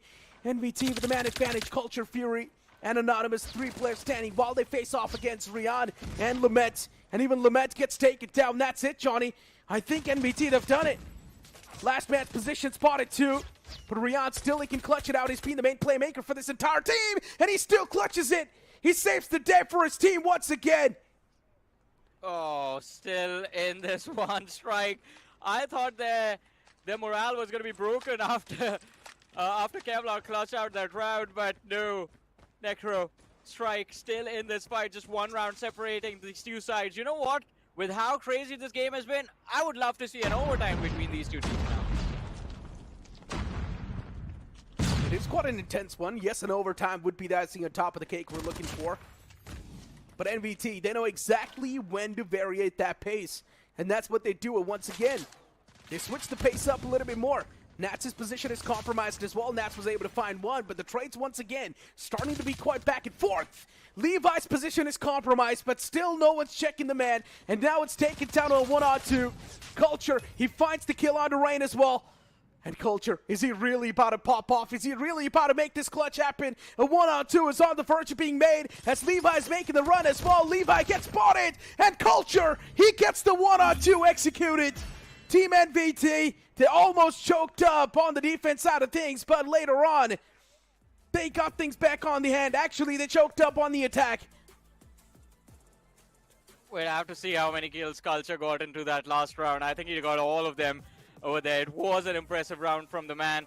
And again, NVT, just that one player stepping up when the moment called for it, securing that last round win. Otherwise, Strike, I mean, Strike did a brilliant job keeping NVT in check. And of course, from the side of Strike, Nat and Rian, they played phenomenally well in Search and Destroy. But unfortunately, NVT, I think they have to thank their graces as well. They got lucky, especially with Kevlar. I don't know. There was absolutely no way that man should have gotten that kill in that second last round. He was mid-plant, lying on the floor. I think just the timing was a little bit off because the plant came through and then it was just a lucky hip-fire shot that connected, because no way you ADS and you connect that shot point-blank range, man. That is an impossible shot for anyone to play. I mean, Johnny, you call that lucky. I would say that was calculated, man. He knew. Listen, at this point in time, Kevlar knew. For him to clutch out the scenario, it's next to impossible. Time's running out. He does not really have a lot of that. So he still went with the odds. He went for the plant. And then as soon as he heard the footsteps coming through, he stopped the plant. He went for that shot. And he, luckily enough, he connected that. There was no calculation, man. It takes about a second and a half for you to get your weapon in your hands. By that time, you're already done. It was a pure gamble. It's like placing all of your chips onto that 0-0 on a roulette table. The odds are like 1-64. Maybe he's just that good. What about it? Yeah, I mean... But this play from Vibes, Johnny. So. This choke from Vibes, Johnny. You can't really overshadow this. Vibes could have actually found the kill too, but he whiffed 2 shots against the man. And then that's why the clutch actually came into play in the first place as well. But you cannot really take it away from Rian too, because even Rian was able to pop off in such great margins, especially on the defense when we saw the side switch coming through. Yeah, Rian was the best performing player from the side of Strike, hands down. And I mean, consistent as well. Even on hardpoint, he was doing very well for himself. But again, I mean, NVT, I think I'm a little worried about their journey into the next round, though. This match, as the discussion was before the game began, we were expecting 19. To be kind of one-sided. But still, Strike taking it this close, and Culture 19 kills. Yeah, that is very impressive. That is insane, Johnny. Culture just carried the team on his back. Culture and Kevlar, these two guys, they were the main performing player. That 1-9. That is Anonymous got carried. Yeah, that is insane. And then on the latter half of the board, I mean, it was Rian at the top with 13 kills, but generally speaking, Kevlar and Culture, these are the two guys, the only reason why they won the Search and Destroy in such a decent fashion. Now, one thing is for sure, on the attack, both the teams struggled big time. Yeah, on attack, both of them were struggling, and I think the reason for NVT to struggle was, I don't know, for some reason they just expected Strike to play like Anthem was, with a lot of heavy fighting mid, but that wasn't the case. Strike was just playing for those two bomb sites, and I think that is why Strike on defense just proved a little bit stronger than NVT. NVT did not really have a read on what Strike was going to do, to be honest. But we do have the updated brackets on our screens, and of course from the upper bracket, Anthem Accelerate Time to Pound and Panda Express moving towards the challenge stage, the challenge season of Snapdragon.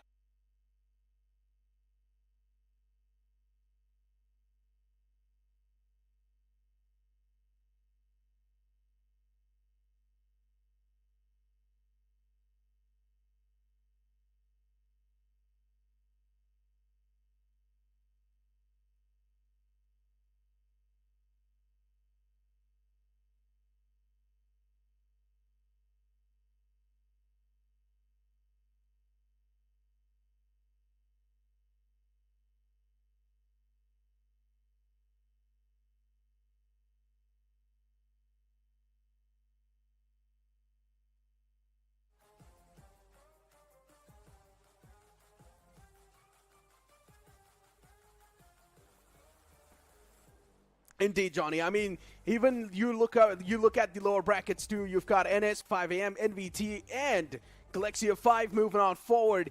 NS, they did not even need to face off against anyone, so that's why, as I mentioned, they got the default win.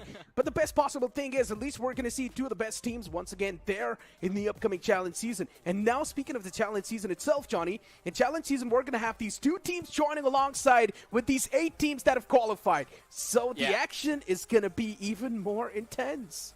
And everyone knows what those two teams, what their names are. Everyone was waiting for them. Two of the best teams in the country are going to be joining us. Once again, everyone was waiting for the action to get more interesting, more intense. And with the form that Anthem is in, with Accelerate being in their best form, I think the tournament, I mean, it's looking pretty solid from here on out. And it's going to be interesting to see how the challenge season now turns out. Honestly speaking, Johnny, we think that maybe things can be even more intense with those two teams joining in, but I think it's going to be one-sided with those two teams joining in. It's going to be them just pounding through all the opponents no matter what they face off against, so it's going to be everything else than intense, unless we do not see those two teams compete against someone else, and then it's just these teams duking it out against each other, then that's going to be intense. I think it's going to be, okay, intensity does not matter. It's going to be fun for sure. I think that we can agree on. And if you guys want to stay updated on what fun things we have planned out for you, do make sure to follow us on our socials. There's X, there's Instagram, there's Facebook, ESL_India, to make sure that you're updated on what is happening in this tournament and what is coming up in the future tournaments as well. But as we were talking about it, it's going to be fun for sure. And let's not forget, 8 teams from here, 2 invited teams, 10 teams in the challenge season, and 6 of them will get to head forward to LAN. Exactly, Johnny. But with that being said, even the open finals, they come to an end.